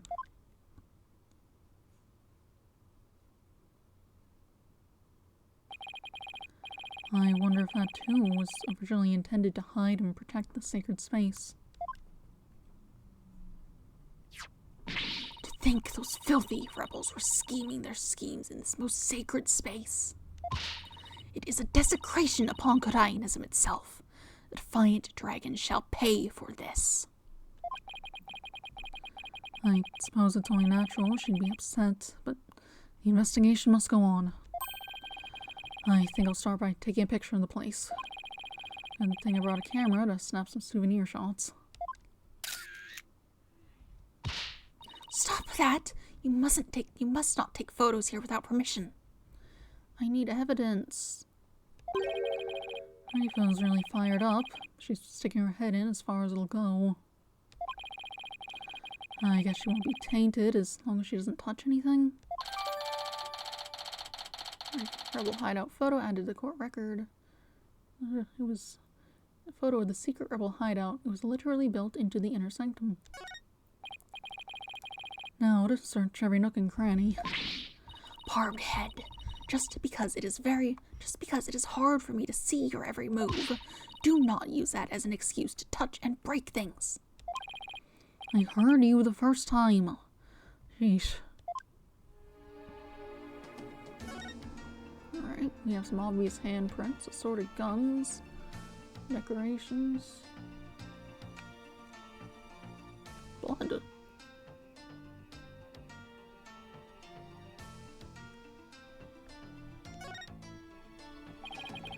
So this is the water source that supplies the inner sanctum spring. It flows through the channel built into the floor before heading outside. Lady Keira uses the sacred water to wash the tainted battle from her body. It is also not red like the water in her. It's also not red like the water in the spring. Okay, I guess I didn't hit that right. What's this? A blood stain? Should probably try to figure out what happened in here. Do not tamper with any evidence before the police arrive. The police? Hey, that reminds me. Emma gave me something just for times like these. Some luminol. I thought it might help you in your investigation. Here, it's all yours. I wanted to bring you a bunch of other forensics tools, but they were confiscated at the airport. Luminol testing fluid. This actually might come in handy. Luminol testing fluid glows in reaction to even the tiniest traces of blood. So it can even detect areas where blood has been wiped up. Might help us figure out what happened in here. Okay, time for science to do its thing. First, let me put these red tinted glasses on to see the luminols glow. Then I just press A wherever I want to spray some of the luminol. Areas where there was blood will react by turning blue. I mean, very obviously on the blood here. No, only hidden blood counts. How about on these handprints? No? Ah. This is a huge blood stain. Something big must have happened here. Perhaps the high priest's blood flowed in there from under the Warbad statue. There was definitely a lot of blood here, but it's impossible to say much else at this point. I'll just take a picture for now. Oh, right. Luminol reactions don't show up in photos, so I'll just have to take some notes. I mean, if you put the red thing over the photo, over your camera lens, then maybe that would help. Just threw it on. That should do it. I didn't notice before, but the blood stain looks like it's smeared away in one place. Probably from the rotating statue. Is it because the Warbad revolving door passed over? Is it because the Warbad revolving door passed over it? Have a photo updated in court record.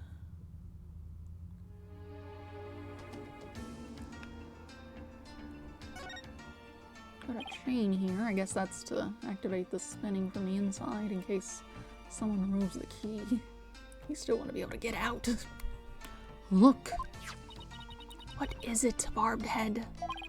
It's a plumed Punisher clock. Why, I believe it is a limited edition promotional item given to 50 lucky viewers. This rare item plays the plumed Punisher theme song every hour. Hand it over now, Barbed Head. Ah, she snatched it away from me. No matter what she says, Rifa's definitely a huge fan. What a fine item. And this switch, if I'm right.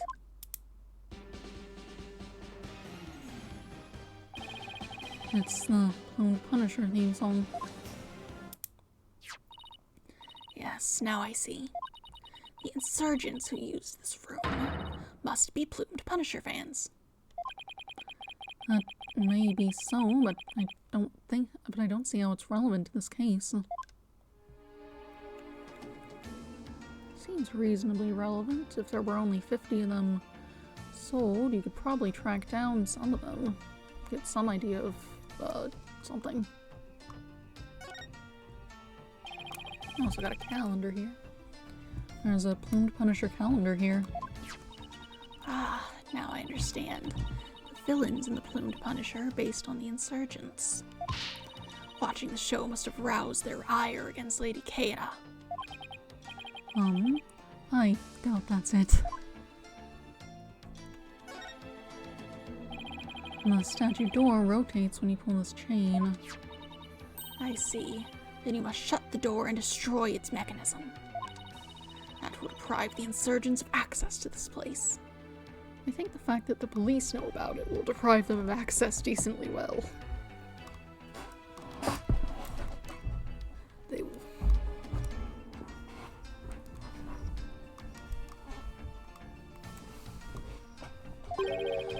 But won't that trap me in here? Not to worry. I will come to visit you once a year. She's actually serious. Got some kind of strategy map? Looks like an order from Dirk. What's this? Let me see that. I thought you're not supposed to touch anything in here. This is an exception. Now hand it over. Let's see here. Oh, holy mother. What does it say? It is an order intended for that rebel named Dats. It reads, after the Wright infiltrate the palace under the guise of returning Lady Keira's costume, and search for clues about that incident from 23 years ago. Dirk. 23 years ago? He must mean the assassination of Queen Amina. I wonder what the rebels are up to. It's intriguing and all, but it doesn't seem related to the case at hand. This will not do. I must warn my mother at once. No need to do that. This order will never be carried out. Lady Keira's costume is still here, and Abbot Ime is no longer able to aid the rebels. I knew that. Got some guns. Weapons. Lots of them, too. We're lucky we found them before they could be used. Excellent work, Barbed. Thanks. If a rebellion ever happens, I hope it's bloodless. I think it might be late for that. Okay. Don't care about this thing. Guess that's more weapons. How dare those filthy insurgents raise their banner again amid such a sacred space? Barbed Head, you must burn it at once. It's evidence. We're busy. Didn't you tell me not to touch or damage anything? This is an exception. Very well, if you will not do it, then I will. But your benevolence, I thought you're not supposed to come in here. For once, the strange customs of this kingdom are working in my favor. There's something under the banner.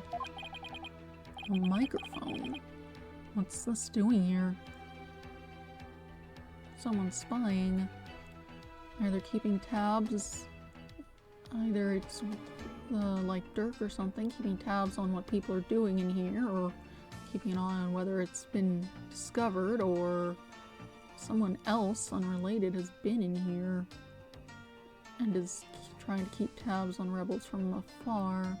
Potentially the Lady Keira.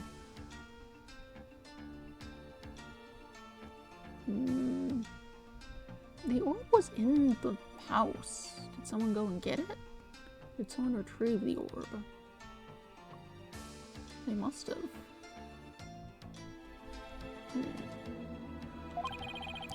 Was someone trying to record something with it? Alright, now we got these handprints. A large stone slab. It's shaped like a magatama. It's rather unstable. I bet it'd tip over in an earthquake. What's that earthly grass-like smell? The moss. The moss it's absolutely covered in. It is the smell of the moss that covers the stone. Oh, so this shaggy green stuff is moss. Looks like some of the moss about halfway up has been disturbed. What else would it be? Not a lot of moss around here. There's some growing on the stairs. There's some growing on like the stairs outside, but not a whole lot of it. It's not a very pleasing color either. It's much darker than this.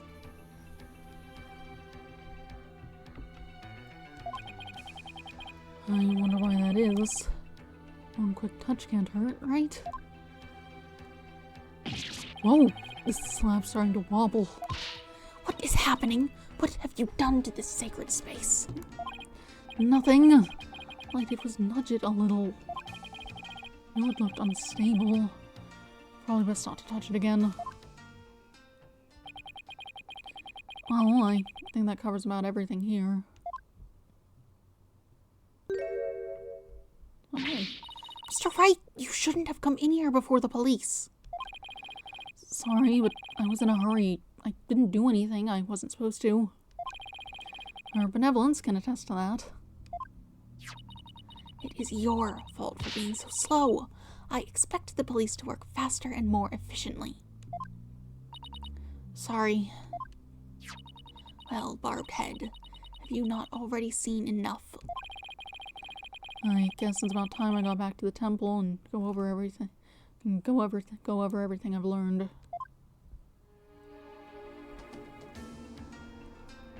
I don't even get to talk to her.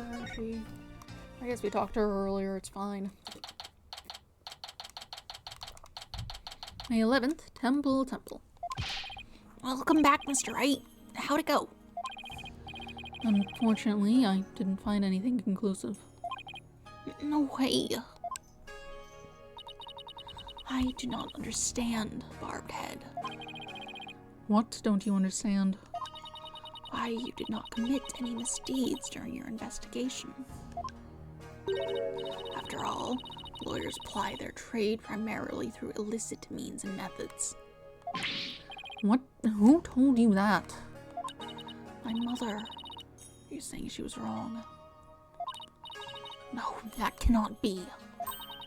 You must have committed some sort of misdeed right under my nose. If that were so, she wasted her whole day following me around.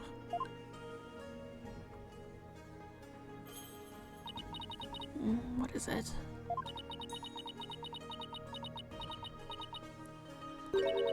Prosecutor said Mahi has need of me. What's going on? I must go perform a divination seance for Pure Zealot. It is our custom for the prosecution to review its contents before a trial begins. I see. The third time will be the charm. My insights will finally bring you to your knees tomorrow. And I will teach that neophyte practitioner a lesson. Looks like the royal priestess is back with a vengeance. She has made a full recovery from when we started the investigation earlier today. I look forward to seeing you in court, Your Benevolence. Your overconfidence will be your downfall. You will not look so confident when I am finished with you tomorrow.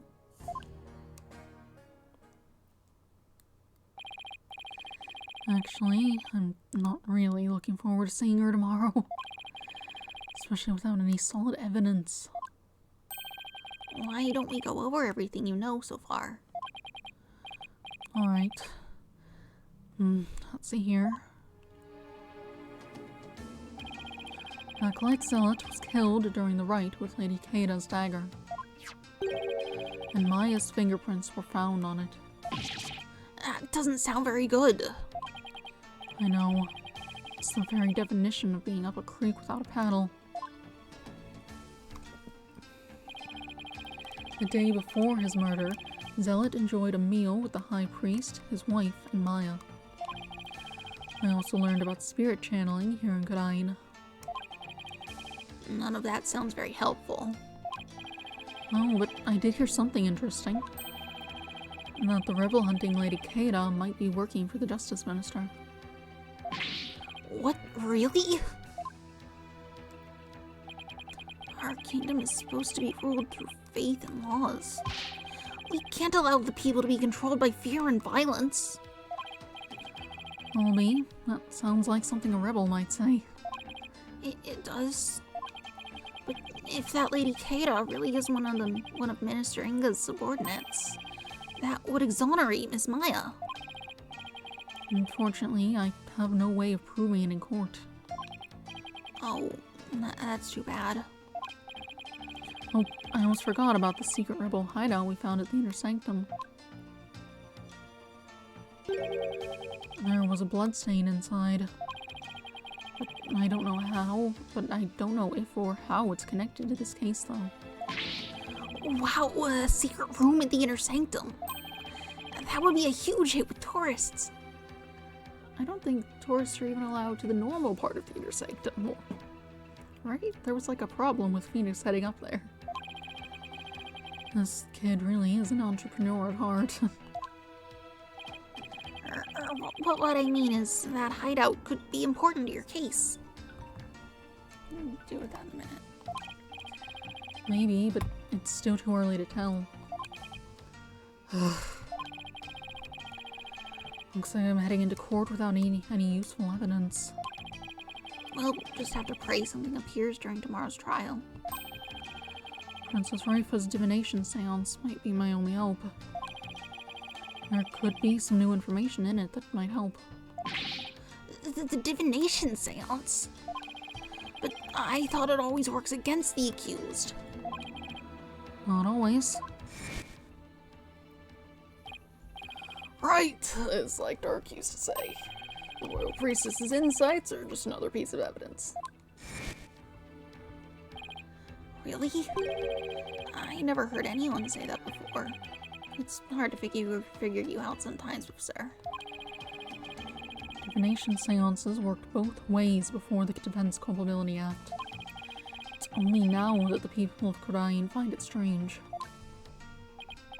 Mr. Wright, I just wanted to say good luck tomorrow.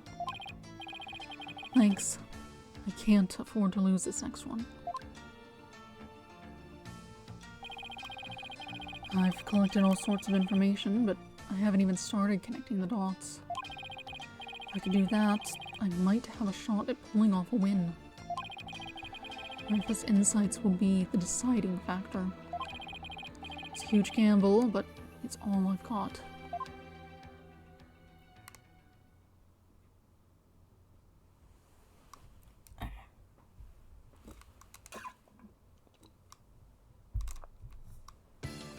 He continued. Starting up the trial. However, it's only about halfway through the time I like to take, so I will be back and I will do some amount of the trial. Unless it's a bit shorter, it probably won't be all of the trial. We'll have to see. The timing has just been, like, off. The previous games had timings that were nice and clean and made sense, and I could do the whole investigation one day, and then the whole trial day the next time, and it was nice and clean. But now they're varied in length, and that makes it annoying. The game is fun and all, but I'm trying to stream. Would it hurt them to be consistently timed? Oh well. I will go feed the cats, and then I will be back. Also get more water.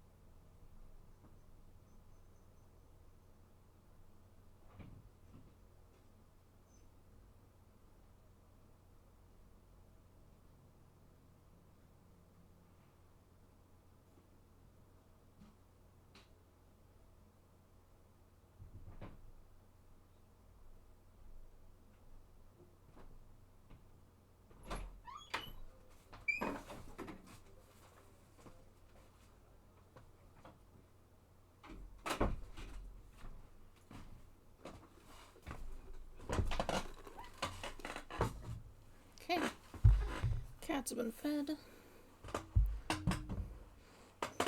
Here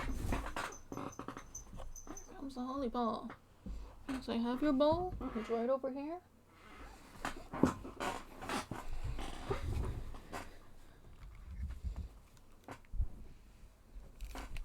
All right. I really need to get more cat food. That is the last of the cat food. It's fine. Get more in a bit. Anyway, let's get into the trial then. Did I do that right? Yeah. All looks well. May 12th, 9:34 a.m. High Court of Kodain, accused lobby.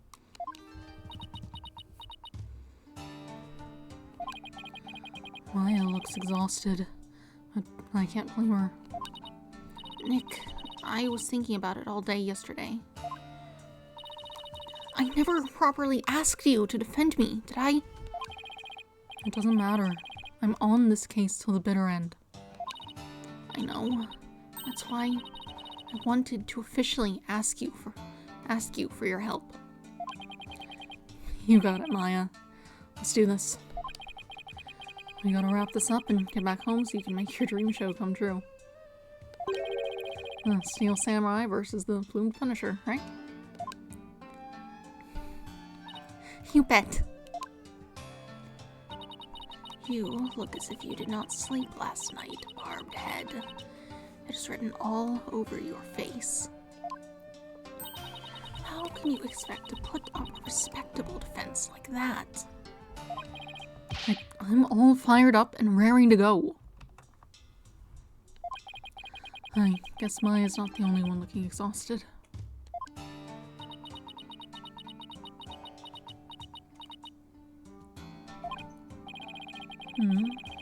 Rifle doesn't seem in the best spirits herself. Go ahead, feign confidence now while you are still able.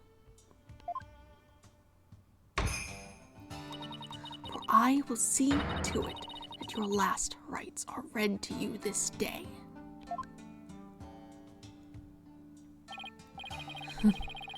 Yes, it was just my imagination. Ready, Nick? Okay, Maya, let's head on in. Just my imagination, so make a get the go no mi agara. You really gotta move it all so base. Bossa nova no reason. May 12th, High Court of Kodain.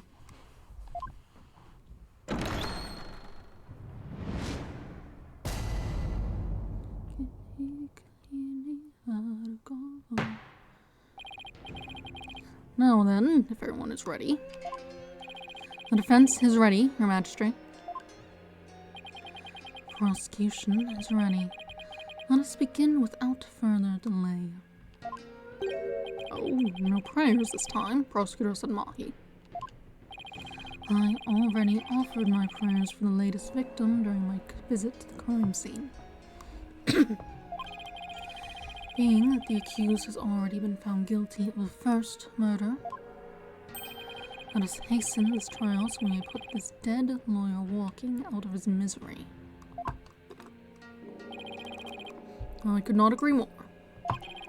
In yesterday's trial, the accused was already found guilty of murdering the high priest. And today she will be tried for the murder of his disciple, Pure Zealot. Now then, Prosecutor Samahi, your opening statement, if you would. Certainly.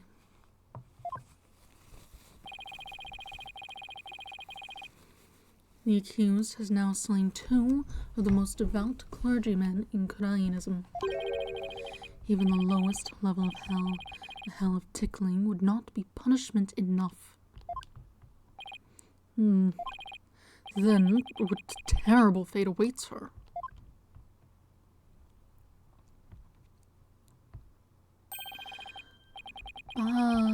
Balgilpukon Hill. while Gulpcon Hill, a realm of eternal agony. There she will suffer the endless punishment of Jagar by the Galoon of Pulmolten. Furthermore, enough! My blood runs cold at the mere thought that such a terrible place exists.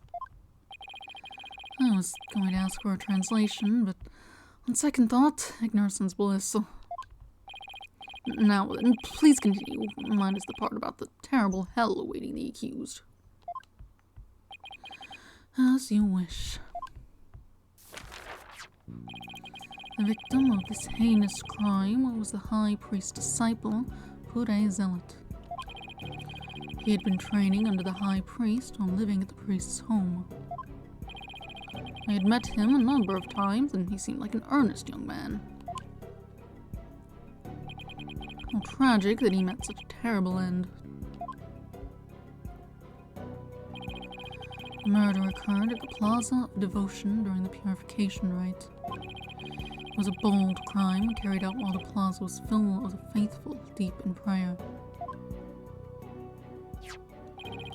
The Warbad dagger was found impaled in the victim's upper back. The stabbing caused a spinal cord injury that killed him instantly. The Warbad dagger, Medicata's weapon of choice.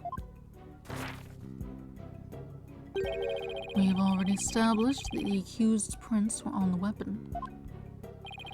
Incredibly damning evidence in itself. No, I didn't do it. Objection! Hold your tongue. Now, being that the accused, Maya Fey, is a serial killer, the prosecution believes that the death penalty is the only possible sentence. Will the defense care to respond? The accused is innocent, and nothing can convince me otherwise. After all, the crime scene was packed with worshippers. How could my client possibly have committed this murder without a single witness?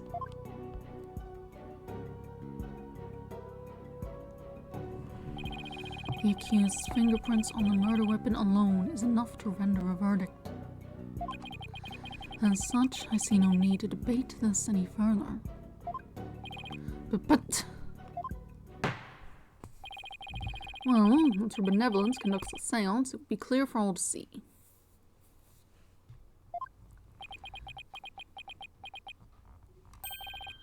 Your Majesty, might I have a word? Is something the matter, Prosecutor Sadmahi? It is about the divination seance. That's enough! Your benevolence. Stop right there, Prosecutor Sadmahi. As you wish. Forgive me for overstepping my bounds. What's that all about? Barbed head, have you made peace with your fate? For this time, the divination seance will bring you to your knees. I'm ready, and I accept your challenge. The only problem is, I have no weapons at my disposal. Our only hope now is what we can glean from the seance vision and Raifa's insights. Very well, the divination seance, if you please, your benevolence. Yes, let us begin. Nana?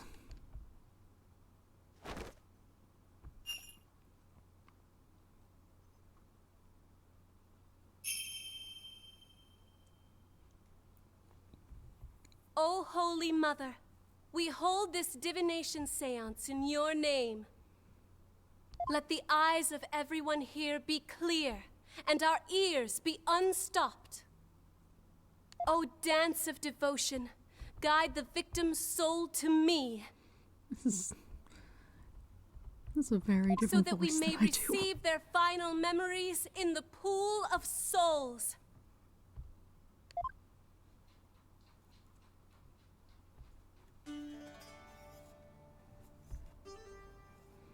Now you got your little dance to do.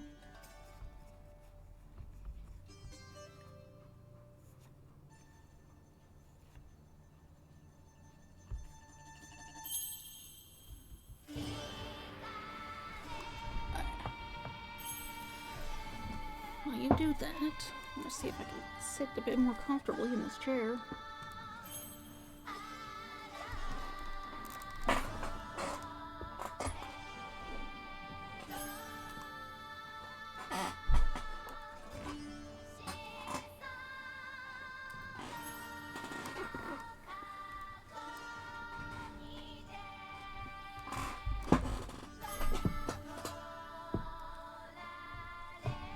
There she goes.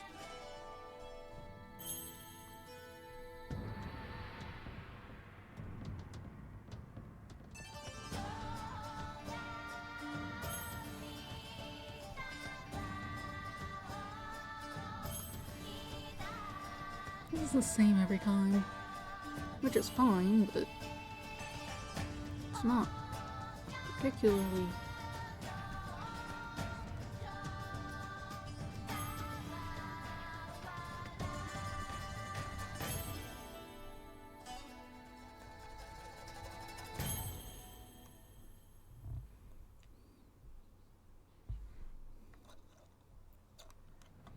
Alright, what have we got?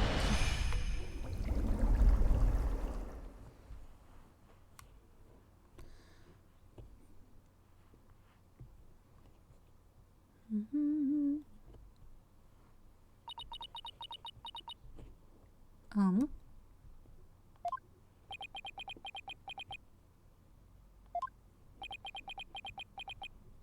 Is it not working? I don't get it. Why wasn't there anything to see? Your benevolence? What in the world? I was unable to evoke any sort of response. I called out the spirit's name many times, but to no avail. What we heard earlier may not be the guy's actual name. Just as I thought. Wait, what does he know that we don't? I had sought to confirm the contents of today's divination seance. After all, it is customary for the prosecutor to verify it beforehand. Come to think of it... I must go perform a divination seance for Pure Zealot. It is our custom for the prosecution to review its contents before a trial begins.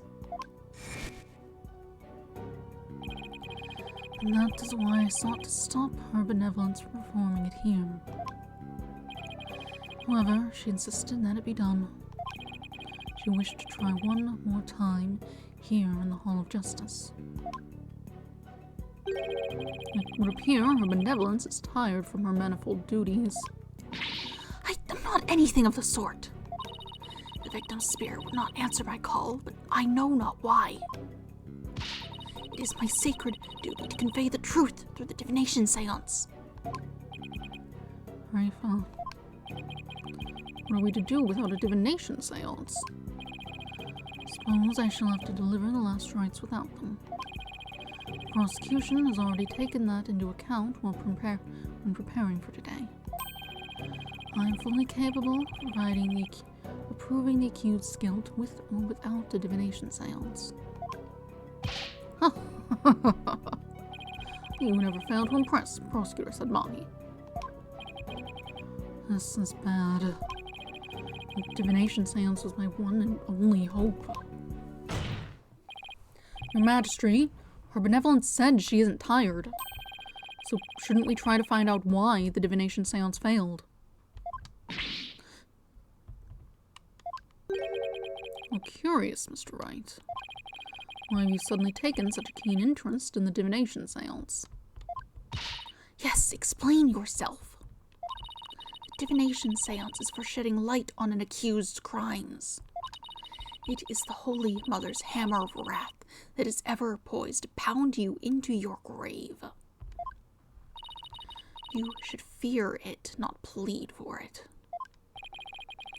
I believe in my client. Plus, yesterday, somebody told me something that changed my mind. A divination seance was once thought of as just another piece of evidence. If we were to correctly interpret the visions through careful analysis, then they would lead us to the truth behind what really happened. And the truth will show that my client, Maya Fey, is innocent. The truth is, you don't have anything else to fall back on, huh, Nick? Maya, please. You're not helping. How dare you! The voice of a Mitama is to be feared, not utilized by the vile lawyers such as you. Seances exact a heavy toll upon the royal priestess. It would be best not to burden her any further. Or does the defense feel that it can pose no counter-arguments without the seance? No, of course not. He saw right through me. I'll have to find a way to make the divination seance happen, or we're toast. I can speak. Well, since the divination seance is not possible at this time, I see no other choice. Let us proceed with the trial without the seance, as Prosecutor Sudma suggested. Thank you, Your Majesty. Why, I will not forget this barbed head. This will not be the last you see of me.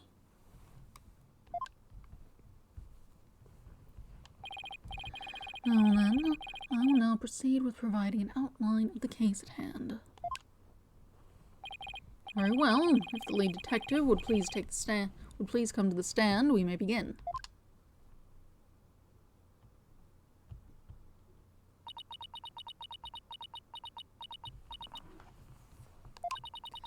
Sorry, Mr. Wright. Detective Sky, I understand how you would wish to save the accused and the defense. They are your friends, after all. But you must let them go and move on. But there's only one way to save them now. By giving their souls the chance to burn away the taint of their sins in the infernal flames. Oh, I can't do this. No eating the Sacred Hall of Justice. Miss Sky. Yes. Don't worry about me and Nick. You just do your job. I'm sure Nick will figure something out, eventually. Right. Thanks, Miss Fey. How very brave for a criminal with a tainted soul. Very well, Detective Sky. Please proceed. Okay, I can do this. Let me start with an overview of this case.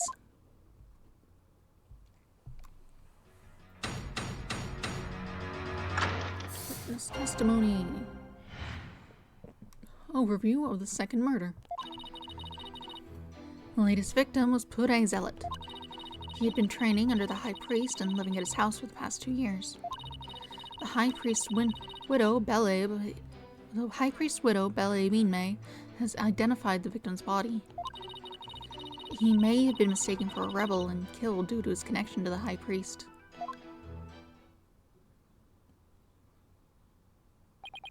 I see. Well, that certainly makes sense.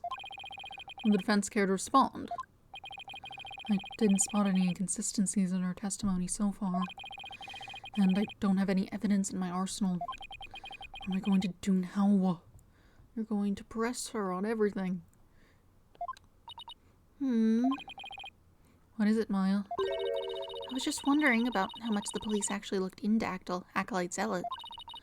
Because it just might prove to be the key as to why the divination seance failed. What are you getting at? Well, it's just a hunch. Wait a second. During my investigation, Wright told me about how the divination seance works. If I could figure out why it failed, maybe she could try it again. Okay, time to press for some more information.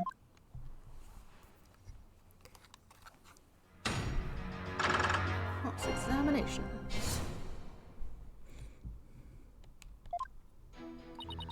The latest victim was Pure Zealot. Hold it! What kind of a person was Acolyte Zealot?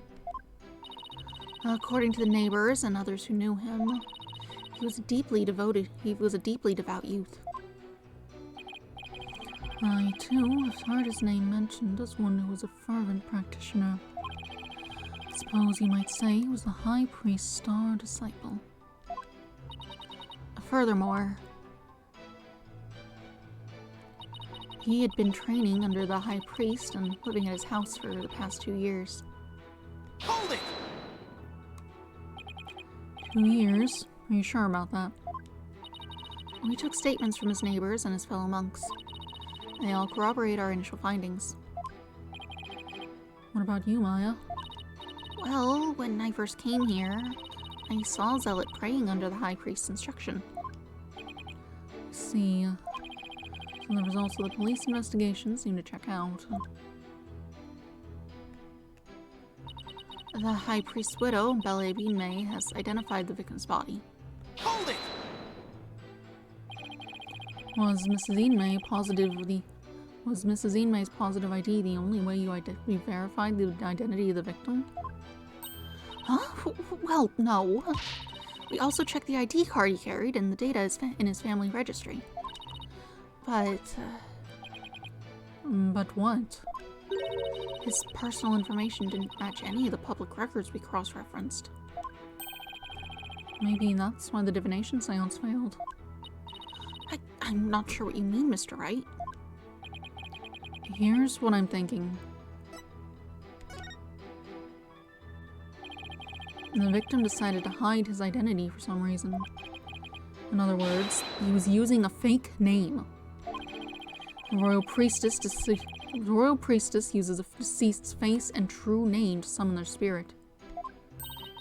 Why, yes, that is indeed true. If he was using a forged ID, there's no mention of him in our public records. And he was likely an illegal immigrant. They are not uncommon here in Kodain. An illegal immigrant. Come to think of it, Rafa mentioned something about immigrants yesterday. But if that's the case, we have no way of knowing who he really is. We'll have to proceed without holding a divination seance this time. Ugh. I'd always thought that Acolyte Zealot was Kodainese. Oh, how the High Priest must be lamenting his disciples' deception in the Twilight Realm. Well, Mr. Wright, what do you think? Should we add this to the testimony? I mean, yeah, why wouldn't we? This is an important fact. Please, add it to the testimony. It seemed to be a fact most inconvenient for the defense. But if you insist, Detective Sky, please add what you just said to your testimony. Yes, Your Majesty. He was an illegal immigrant, so we don't know his real name. Hold it! Isn't there some way to track down his real name? No, not if he was an illegal immigrant. Have you actually confirmed that he was in Kodain illegally? Well, we don't have any conclusive evidence. But there's also no evidence of him being a citizen of Kodain either. Oh boy, now what do we do? What if there was a clue in the evidence you gathered? That's probably our only hope at this point. If he really was an illegal immigrant, our proverbial goose is probably cooked. He may have been mistaken for a rebel and killed due to his connection to the High Priest. Hold it! Maya isn't that Lady Keita who's been going around capturing rebels. I'm sorry, Mr. Wright, but... Objection! That verdict was already handed down in the previous trial.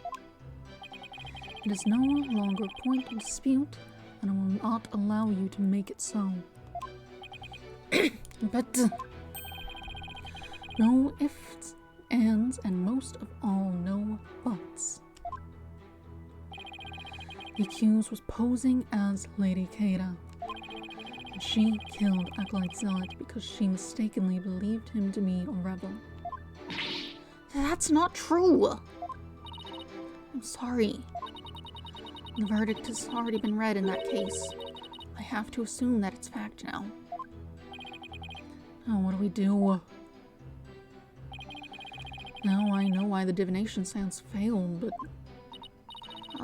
Nothing's really changed. yeah, which means we're in big trouble. If he really was an illegal immigrant, it's going to be real hard to find out his real name. I guess our only choice is to give up on the whole divination seance thing. If only there was some way to find out the victim's real name.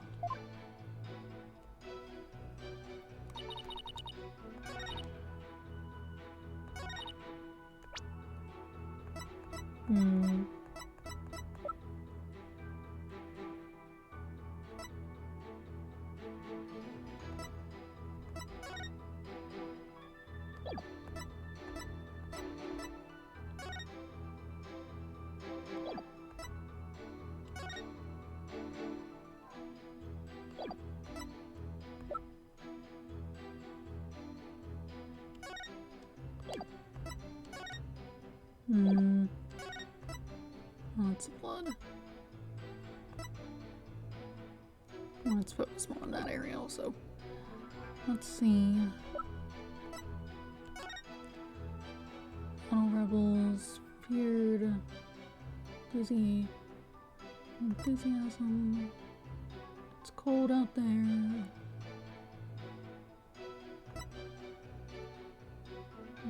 I escaped. More weather.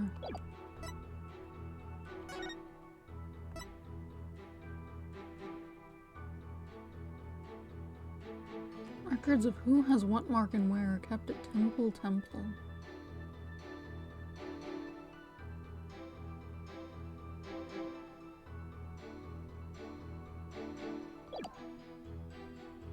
Objection!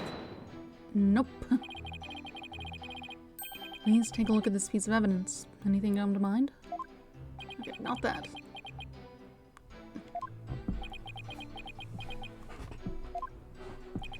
Well... the defense have something he would like to say. I did. That fell on deaf ears. Let's see.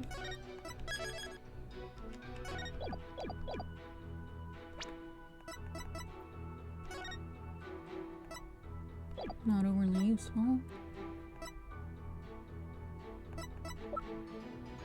Maybe point out his tattoo? Objection! I was trying to... whatever. Sorry, Detective Sky. But the police missed something important in their investigation. Huh? What are you talking about?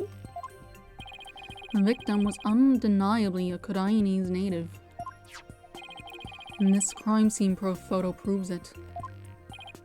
It does. It's a little hard to see, but look closely.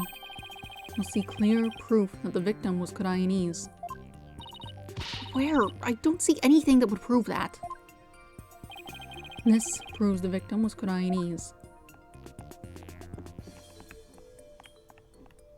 Take that! Look at this tattoo right here. Why, that's a tattoo of a peach. I would like you all to think about the meaning of this tattoo. Oh, the victim really liked peaches? Well, peaches are a favorite delicacy here in Kodain.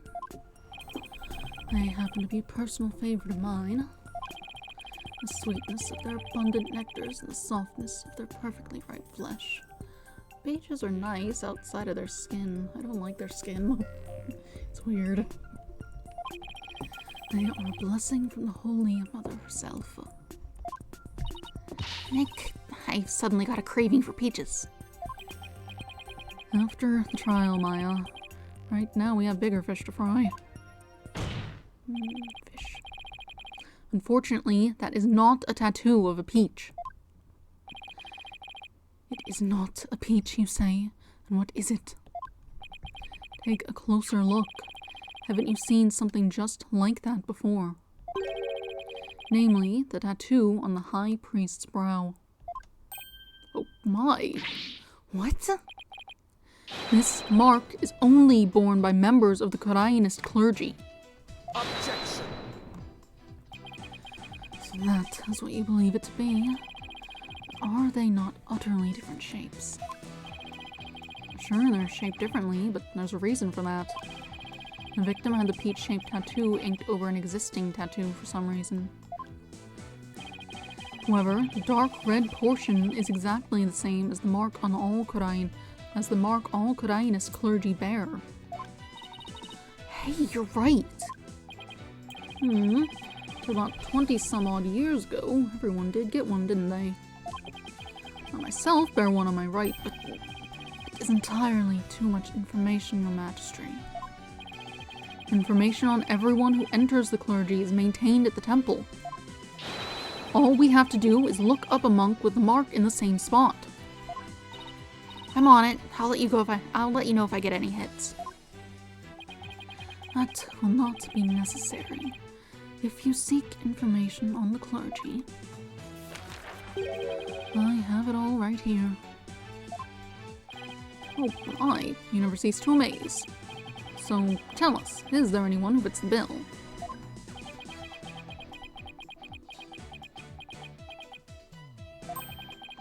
There's just one, and his name is real Nemo. Alright.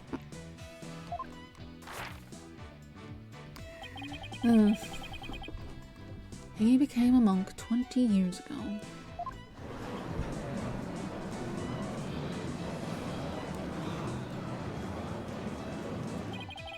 Then that must be the victim's real name. But why would he have tried to cover up his tattoo with another one? Yeah, there must have been some reason. Nick, that's not important right now. The important thing is we know his real name. Right.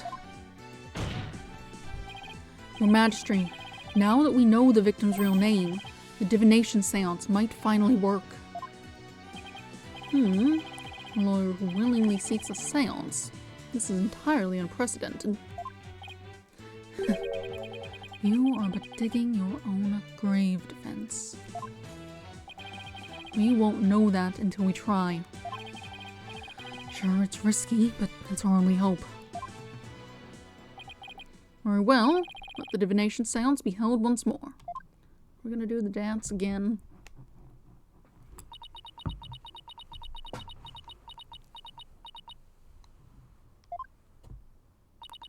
Why would a lawyer work so hard to see the divination seance be held once more? You are a fool, Barbed Head, and your foolishness shall yield no gratitude from me. For with the truth revealed by my insights, I shall gladly seek your demise.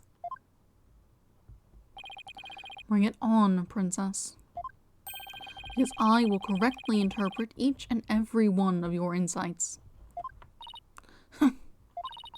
You will regret ever thinking you could use my sacred insights as evidence.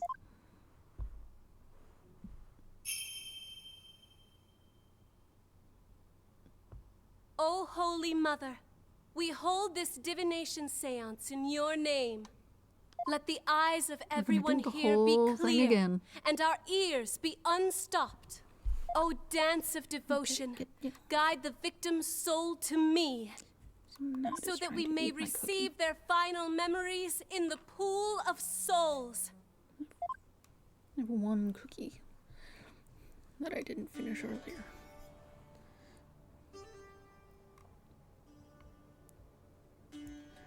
I should make cookies today. The chocolate ones. I was thinking I'd put a peanut butter cup in them like I did with these peanut butter ones, but I like to put peanut butter chips in them also. And I don't think I could do both of those things at the same time. I could make, like, a batch just for that without the chips, I guess.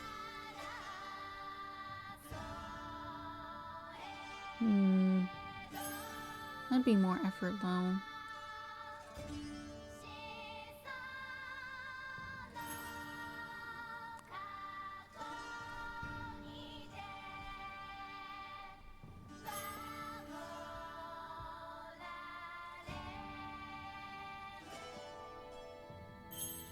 Not sure. Not figure that out.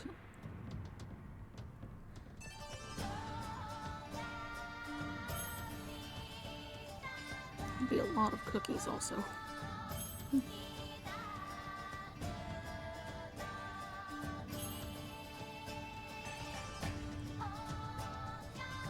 Which, I mean, they could just go in the freezer for later, but still.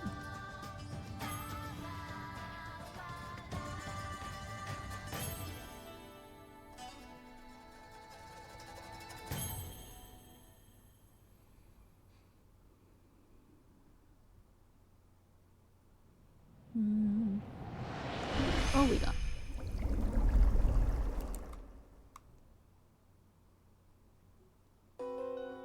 It's working this time. Bingo. Blue Punisher theme. Heavy. Pain. So someone like pushed you down first. And also was playing music. Oh my! It's just as Mr. Wright surmised, Pure Zealot wasn't the victim's true name. And now at last we have seen the victim's final moments.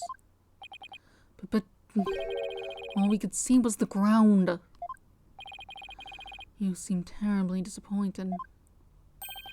I take it you did not find any fodder for one of your infamous turnabouts. Ugh. I, on the other hand, have discovered something. Conclusive evidence that establishes the accused's guilt. You did. Most surprising surprise attack. So, tell us, Prosecutor Sadmahi, what is this conclusive evidence you have found? The Plumed Punisher theme song that the deceased heard. Please consider this item here. It was confiscated from the accused during her interrogation. Hey, that's my Plumed Punisher strap. When you press the Magatama on the Plumed Punisher's belt,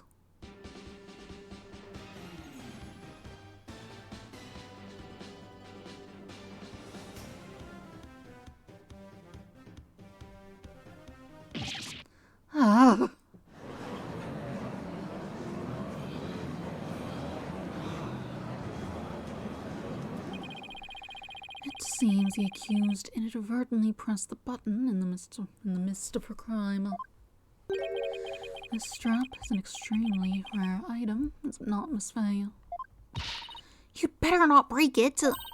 There's only one of those in the whole wide world. Maya, no!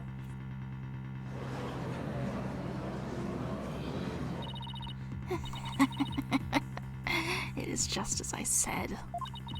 Your flights of fancy have come crashing down on you. She sure seems to be enjoying this. Yeah, I've never seen her look so thrilled before. I've never seen her look so thrilled before either. It is time to accept the fact that the divination seance is far more than mere evidence. It is the very truth that brings the hammer of justice down upon the accused. That is as conclusive as evidence can get. Now then, if there are no further objections... Objection! Slow it down there, your majesty.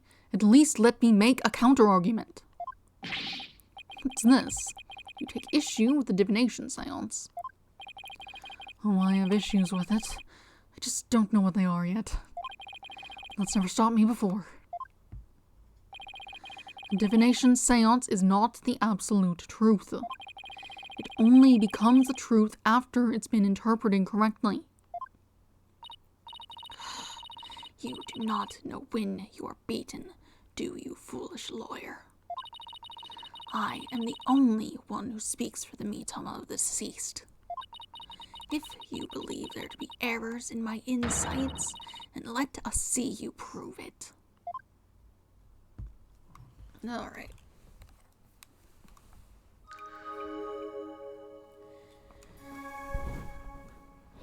Insight. Oh, jeez. Dreyfus insight. The victim was offering up his prayers. It was the night of the rite. Though it's dark, the pattern on the plaza's ground was visible. Then, someone was there, and the theme to the plumed Punisher filled the air. The accused held the defenseless victim down and plunged her knife into his neck. The blade struck true, and in that instant he departed from this world. It wasn't quite his neck, but that is everything the deceased experienced in his final moments. Her benevolence's insights have painted a detailed picture, both vivid and true. I didn't notice any holes there. As I stand now, those insights are really stacked against us. I'll just have to go over each and every one of the deceased sensations very carefully.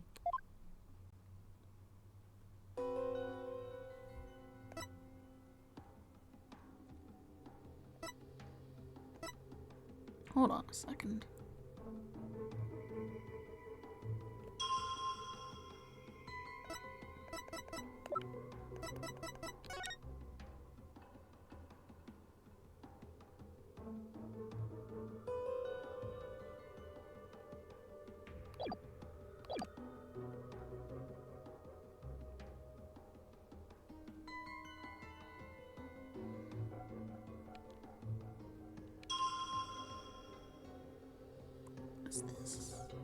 Is this that Stone slab?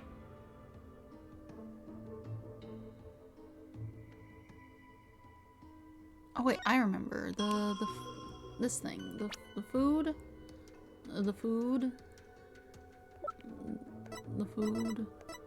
You have to do it early so it doesn't smell bad. I don't know where I can find that statement.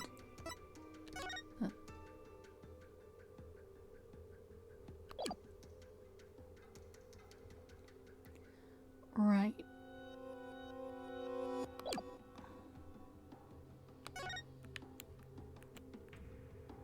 Objection!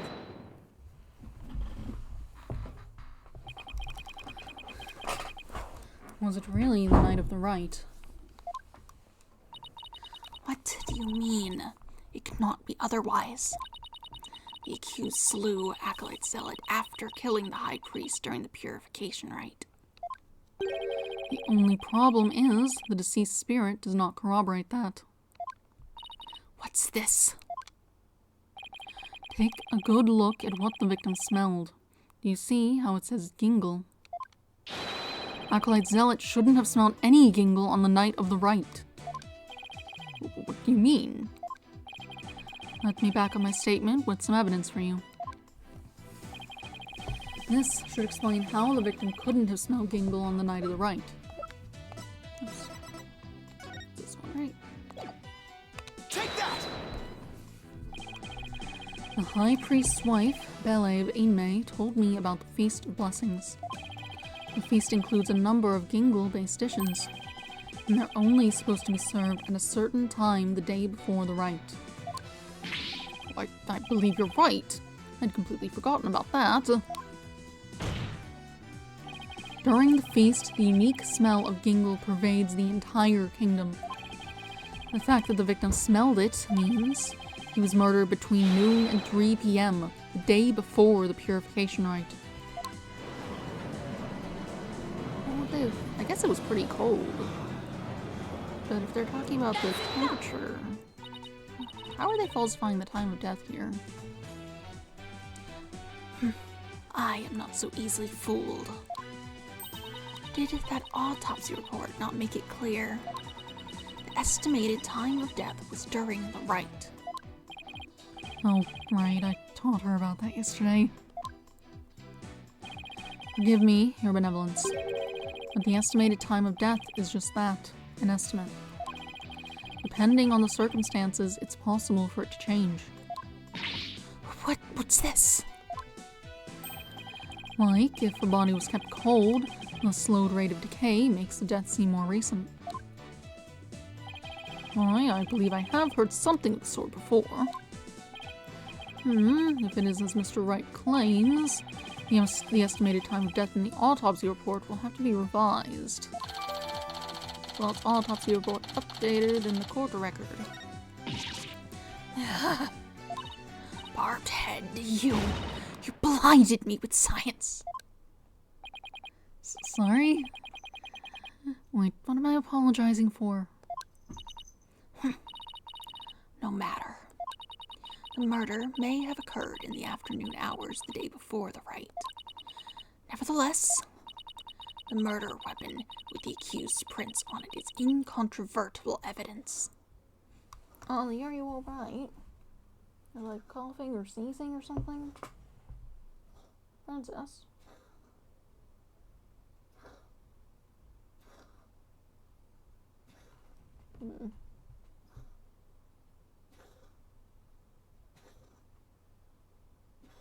Princess, are you good?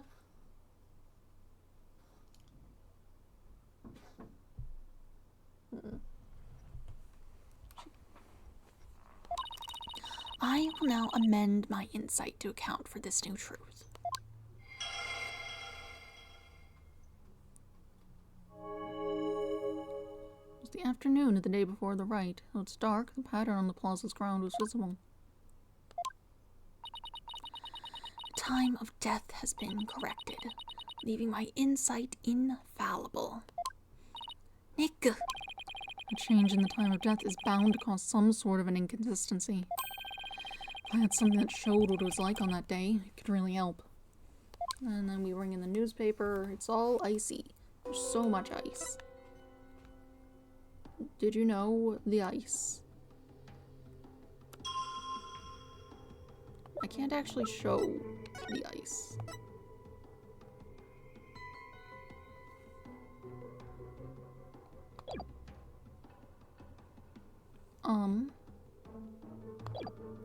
I mean, I guess I just point out the visuals of it. Look at the fact that you can see. There should be ice there. Objection! A change in date and time of the crime has caused a new inconsistency to surface. What's this? Ah, you are making that irritating face again. Cease that at once. Sorry, but this is the face I was born with. Now let's focus on what is important. What the victim saw in his final moments.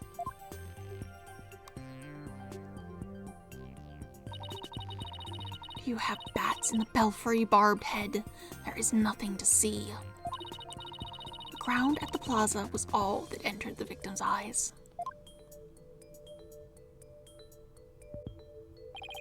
And that's what I find so strange. On the day before the Wright, it should have been impossible to see that pattern on the ground. Impossible, you say? Do explain. This piece of evidence shows why the plaza's ground was not visible that day. Take that! This newspaper has an article that is tiny in size but huge in importance. It says that the ground was covered with thick white ice the day before the Wright. What? But... The victim did not see so much as an ice cube on the ground. Exactly. And so we must ask, what was the victim looking at in his final moments? If you have something to say, then say it. The last thing the victim saw was not the ground at the Plaza of Devotion. This can only mean that he was killed elsewhere. What? What?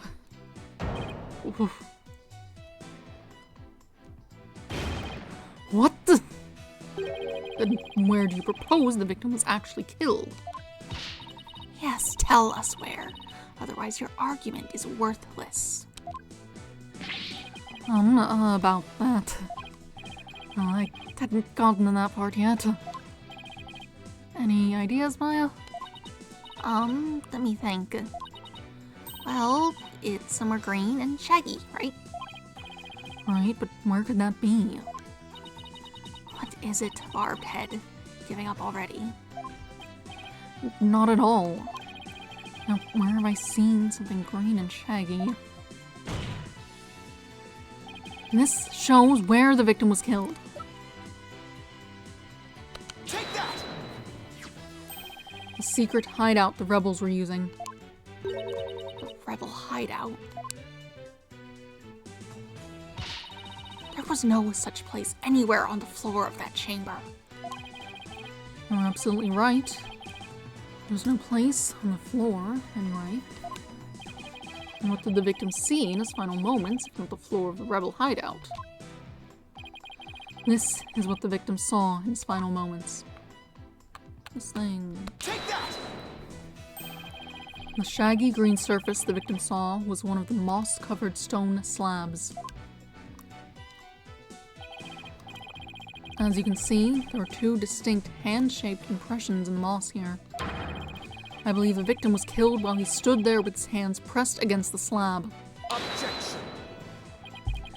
That does agree with the seance vision. However, one cannot definitively declare they are one and the same.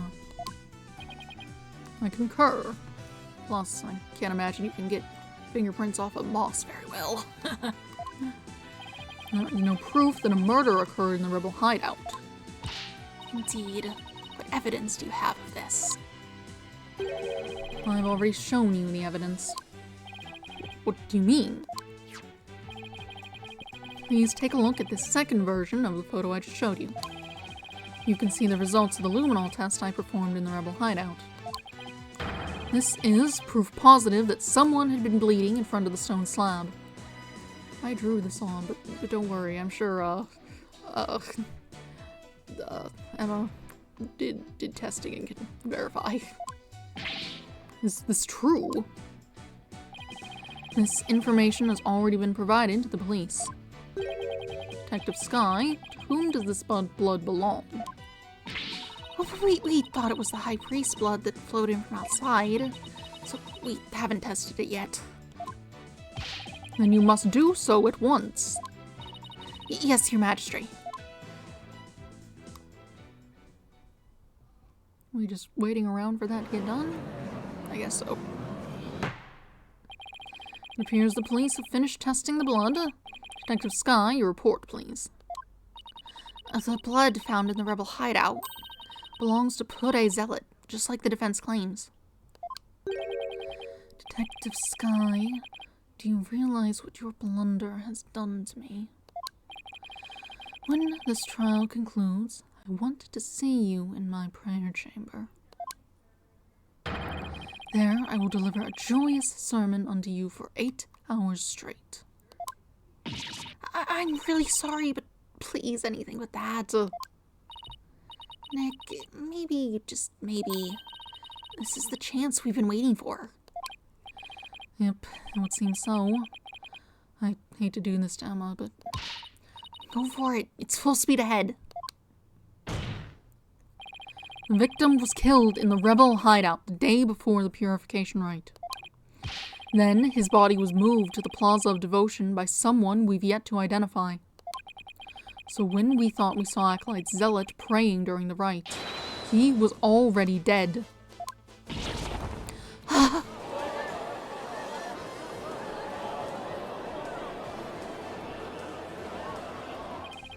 And that's not all. If he was killed at the inner sanctum, that would explain one more thing. And that would be how the time of death was made to look later than it actually was. It's the proof of which was left behind at the sanctum. This points to how the time of death was made to appear later than it actually was. Do you mean the cleared out snow? Did you bury him in the snow? Nothing else is really here that would indicate that. Take that! Like, these are photos of the inner sanctum. I'd like you to focus on this one, and the proof is right here in this photo. This is how the time of death was made to appear later than it really was. You see how the snow has been removed from this one spot only. That's because it was used to keep the victim's body cold. And that's why the time of death wasn't what it seemed. That's enough! The time was mistaken. And the place, too. And just what do you believe that proves? That my client is innocent. What of her fingerprints on the dagger and the plumed Punisher theme the victim heard? You have failed to address these two key pieces of evidence. I see your point. Wasn't this your big chance, Nick? I'm really hoping that the difference in location can invalidate either the weapon or the theme song from being used as evidence against you. Actually, that might be possible, at least for one of them. Really? What's this? You say you can contradict our argument for a key piece of evidence. Very well, let us see you try. Nick, take a good look at that rebel hideout photo. The defense can invalidate this piece of evidence. Invalidate this piece of evidence. Oh yeah. The plumed Punisher theme. How do you intend to support such a claim? Since the murder happened in the rebel hideout, there's something there that played the theme song other than my client's strap. It wasn't the strap, is this true? The item that played the Plume Punisher's theme song was this. Take that! This is a Plumed Punisher alarm clock. I believe the victim heard its alarm go off. What proof do you have that the alarm went off? Objection! What proof do you have that it was my client's strap that played the theme song? Do not twist facts with your lawyerly wiles. Either way, the accused would still be guilty based off of her prints on the murder weapon.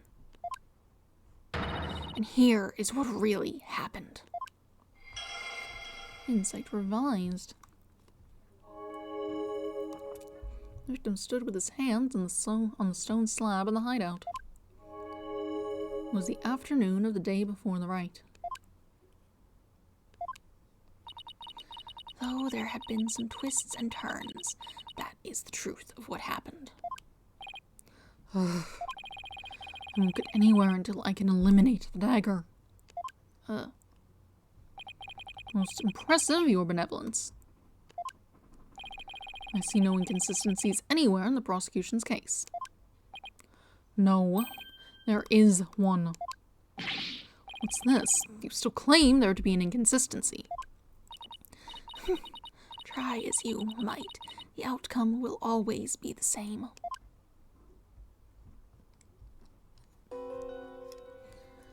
He stood with his hands on the stone slab in the hideout. It's the afternoon, the day before the Wright. There was someone there. That's this victim's neck.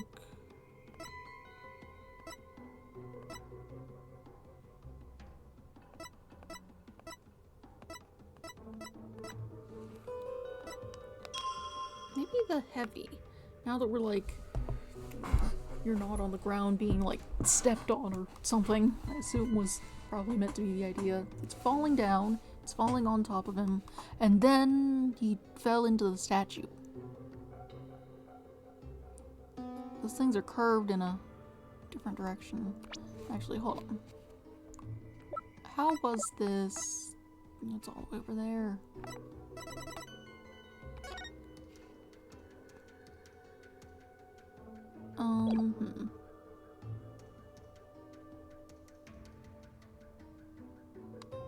I don't know if the curve makes sense, but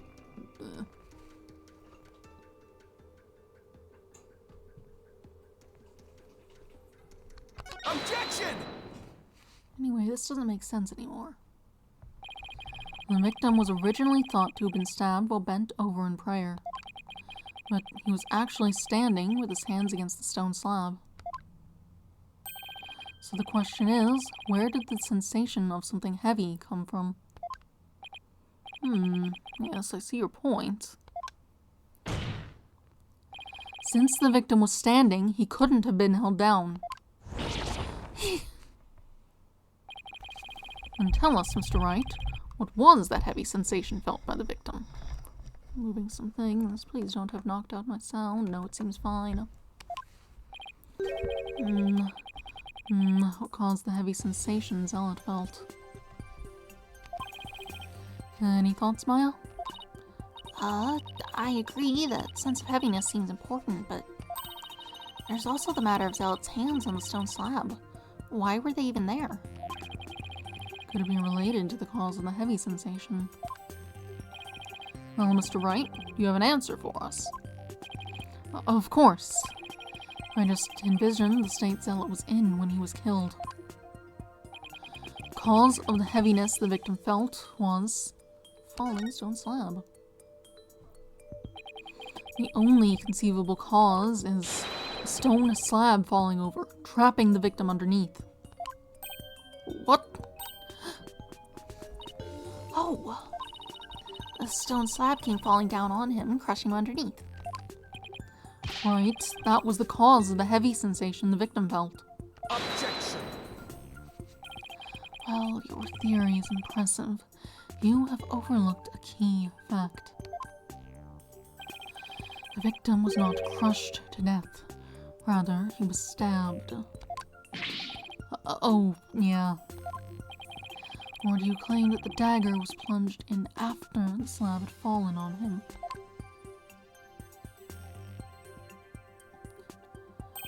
Plus, had the killer been behind the victim, they would have both been crushed together. Yeah. Well, would you care to explain? Sure, I'd love to. Doesn't mean I can. How could the dagger have been plunged in after the slab fell on the victim? And the killer couldn't have plunged the dagger into the victim after the slab fell on him. But what if the murder weapon wasn't what we thought it was? Well, there were other weapons in the rebel hideout. But the entrance to the hideout is right by the stone slab. There isn't enough space between the two to use any of the weapons found within. Yeah, there's not much space by the entrance, is there? So, what was the real murder weapon then?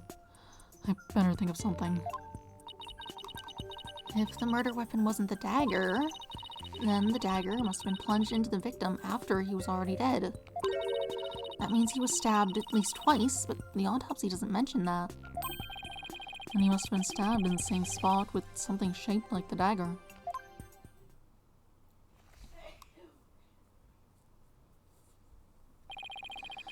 Would the defense care to offer an explanation sometime this century? Wait, wasn't there something dagger-like near the scene of the crime? Something that had a shape similar to the warband dagger.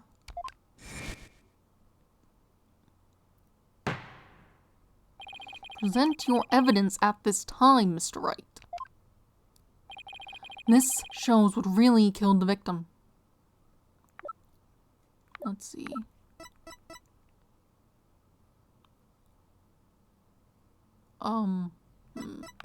How would I point that out?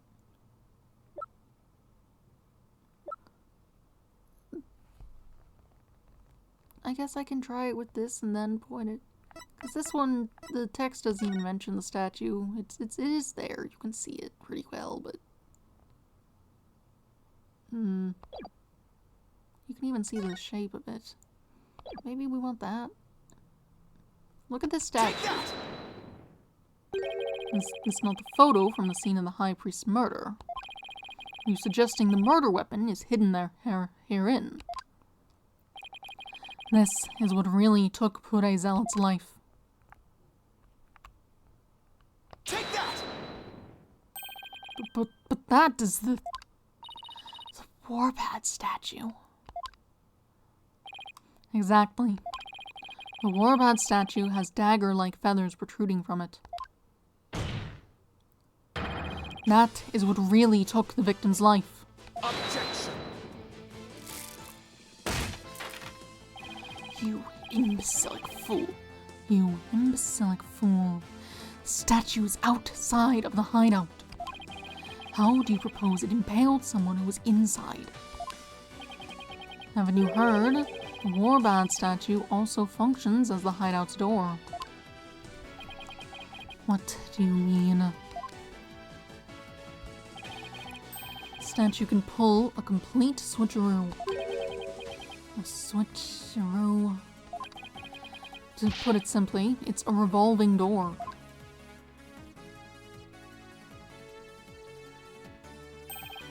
A revolving door? What, that makes perfect sense. Therefore, I believe the truth behind the divination seance to be this.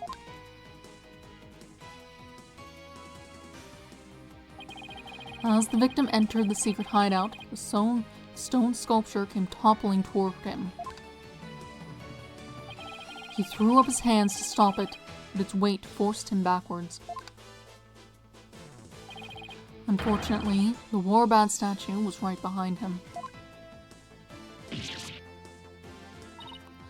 This cannot be!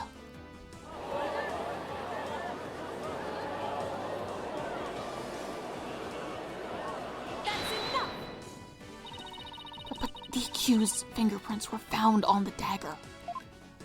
She had held it while rehearsing for the rite, which is when her prints got on it.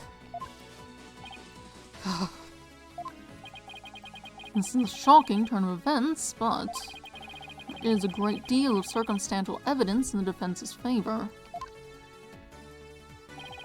I believe you must accept the Warbad statue was what killed the victim. Warbad statue added to the court record. Its sharp, protruding feathers took Pure Zealot's life. It's also a revolving door. Now that we know how Acolyte Zealot really met his demise, there's no basis for claiming my client committed this crime. Nice work, Nick. How can this be happening yet again? The divination seance is the only truth. No, Your Benevolence. It's not the truth itself, but it is a means for shedding light on the truth. Do you understand now? Your kingdom needs lawyers so that they can interpret your insights. But that means I have been misinterpreting the voices of the spirits all this time. Your benevolence thought you unwell. All the color is drained from your face.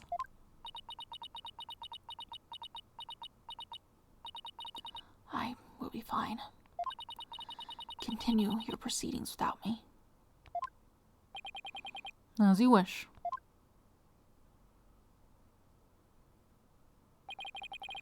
I feel kind of bad for her. Well then, I would have the defense continue. Please explain what you have learned now that we know how the victim actually died. Acolyte Zealot was killed in the hideout before the High Priest's murder. That means the body found at the Plaza of Devotion was moved there by the real killer. But only after the Warbad dagger was thrust into him, to make it look like the murder weapon. That does seem to agree with what we now know. But why would the real killer go to such lengths? I believe stabbing Acolyte Zealot's body with a dagger and moving it to the plaza was...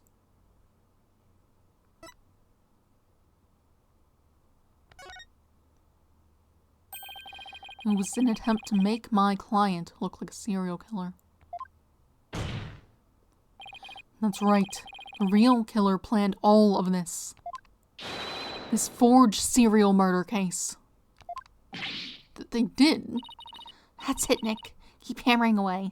Satura! Satura ima o mandomo samashi de tashi no ketare gaseo soroka! You're mad at me. Your reasoning has more holes in it than that cheese you foreigners so enjoy. voice is good. What? Like those putrid, hole-ridden clumps of curds that only a rat like you could love. Your reasoning, much like your putrid, hole-riddled brain, has putrefied. What's his deal with things going putrid? You have yet to overturn my argument that the accused is the killer. A careful analysis of the chain of events up to the killing exposes the truth as follows.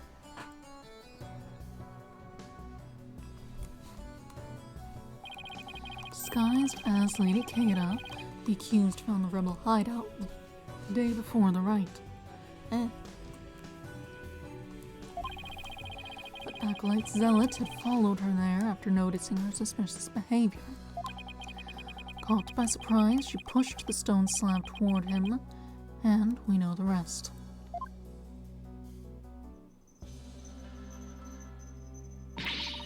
I've never been to the rebel hideout in my life.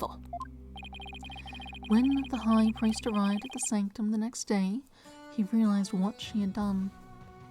Hi, Hollypaw. What are you doing? Meow.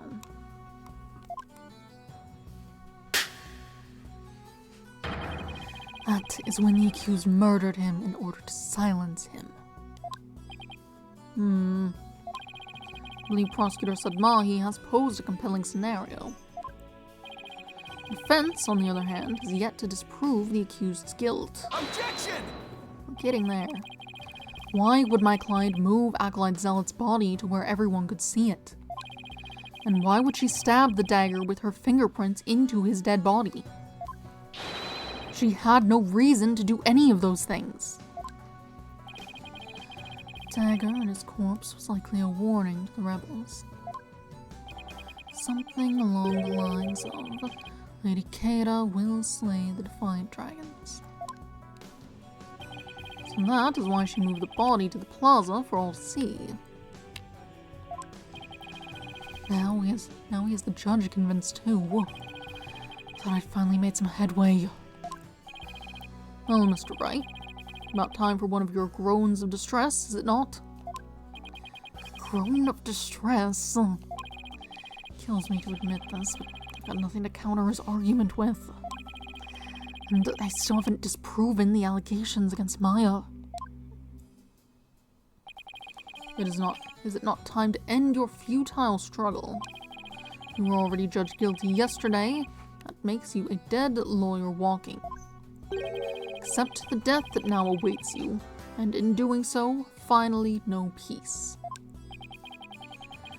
Dead lawyer walking indeed. And again, are not all lawyers practice in crime? But I must admit, I misspoke earlier. Allow me to amend my statement. I'd said the defense's reasoning had a putrid, cheese-like smell. But I now realize the stench was from his own putrid body on the verge of death. Now I'm a rotting zombie. Think, who could have killed Zealot the day before the Wright? Who knew about the rebel hideout and could gain access to the inner sanctum? Only those involved in the Wright can enter the sanctum, so... Wait a second. Only a rebel would have known about the secret hideout. And the only person who was involved with the Wright had access to the sanctum. Had access to the sanctum and was suspected of being a rebel is... Did somebody come to mind? Yes, except there's one huge problem. A huge problem?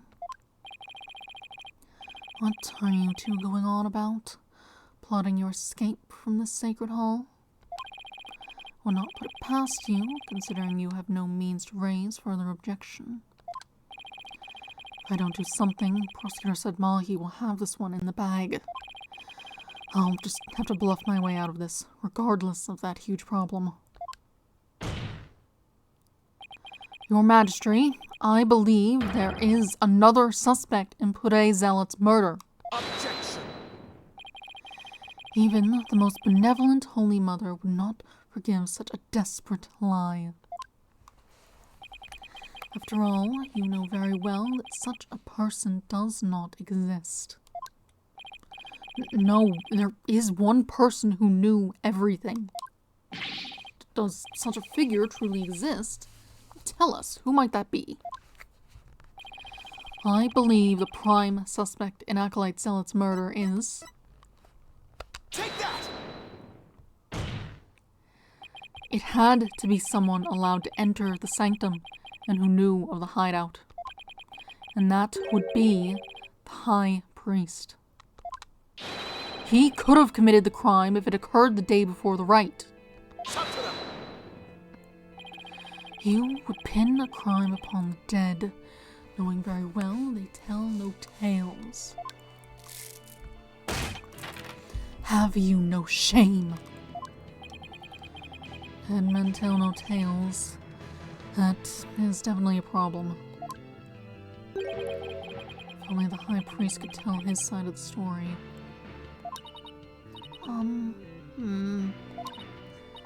What? Do I have something on my face? Wait a second. Could this actually work? Oh, no, don't tell me I have some of my breakfast caught between my teeth. Oh, if there's even the slightest possibility, I'll have to go with it. Your Majesty, dead men do tell tales. Therefore, I would like to request the High Priest's testimony. His testimony? Just how do you propose we get the deceased to testify? There's a way for the dead to testify. It's known as... summoning him here by means of spirit channeling. What did you just say? Spirit channeling? This is somewhere finally gone insane. Sacrilege! May the Holy Mother strike him down. Peace. I'm frankly astonished you even know of such a thing. But spirit channeling is a secret art that only Her Eminence, Queen Garan, can perform. And Her Eminence is far too busy with other duties to perform it at our pleasure. I suspected as much. That means our only hope is...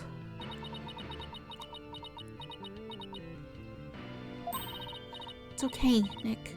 You can tell them. But, Maya... I thought you wanted to keep it a secret here in Karain. Don't worry. It's not like it's against the law or violates some religious precept, so... I don't think we'll be punished. At least, I hope not. This is a crucial period for you. It'll decide whether you become Master of Karain. We don't have any other choice now, do we? If I'm found guilty, it'll be a lot worse than not becoming Master of Karain. Alright. Thanks, Maya.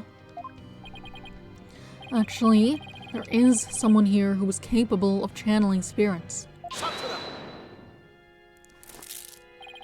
But even her benevolence, Princess Raifa, finds the divination seance to be a challenge.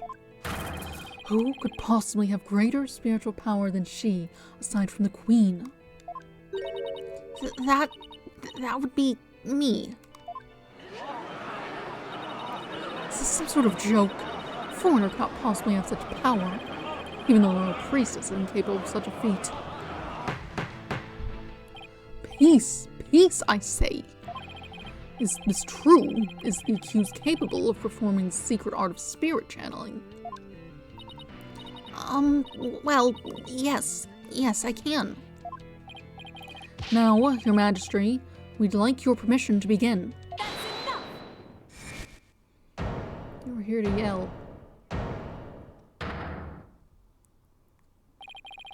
Your benevolence. This is an outrage. An outrage, I say. First, you make a mockery of the divination seance. Now spirit channeling. Your benevolence speaks the truth. Spirit channeling is a sacred rite. For in Tevelis, I say they should be put to death immediately. Still your voices. barbed head. Spirit channeling is the most sacred and secret of arts. Are you prepared to face the consequences of what you propose? Yes, I am. Your benevolence, are you saying you approve of their use of spiritual channeling? I will judge whether their claim is true. If this is but another of their lies, they shall be executed on the spot. Very well then. Your benevolence. What if the accused accidentally calls forth an evil spirit? Do you truly believe this foreigner is capable of channeling spirits? No, but I wanted to be sure, as I am responsible for the safety of all present. Well, an inexperienced practitioner could inadvertently call forth a dangerous spirit. But do not fear, for I have a Magatama of parting.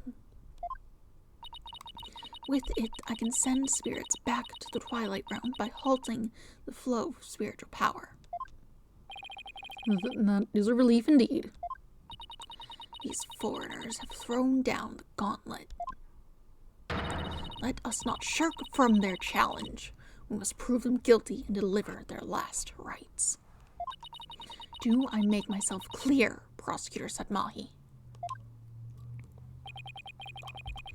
Perfectly, Your Benevolence. Very well, the accused may channel the High Priest's spirit. First, we must take a short recess to prepare. We will resume as soon as the preparations are complete. Until then, this court is adjourned.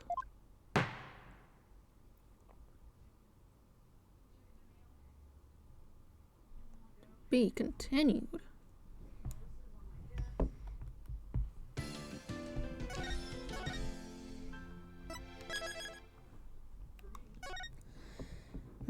However, that does seem like a place to stop for today, since it is now 11 p.m., and I'm not sure how long this will carry on for.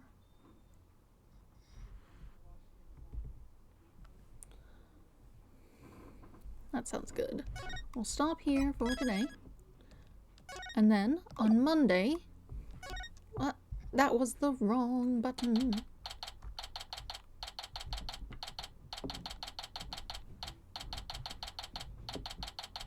Hush. That was the wrong button. I just got it. It's fine, it's fine, it's fine. Anyway, yes. Monday, we will get back to this trial. We will see the channeling, and we will win, I suppose. Unless there's more to it. Who knows? But yes. On Monday, we'll be back to that. 7 a.m. as usual. I don't think there's anything else, so...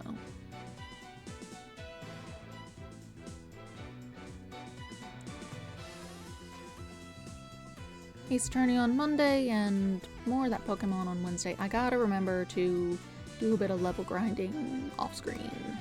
Gotta remember to do that.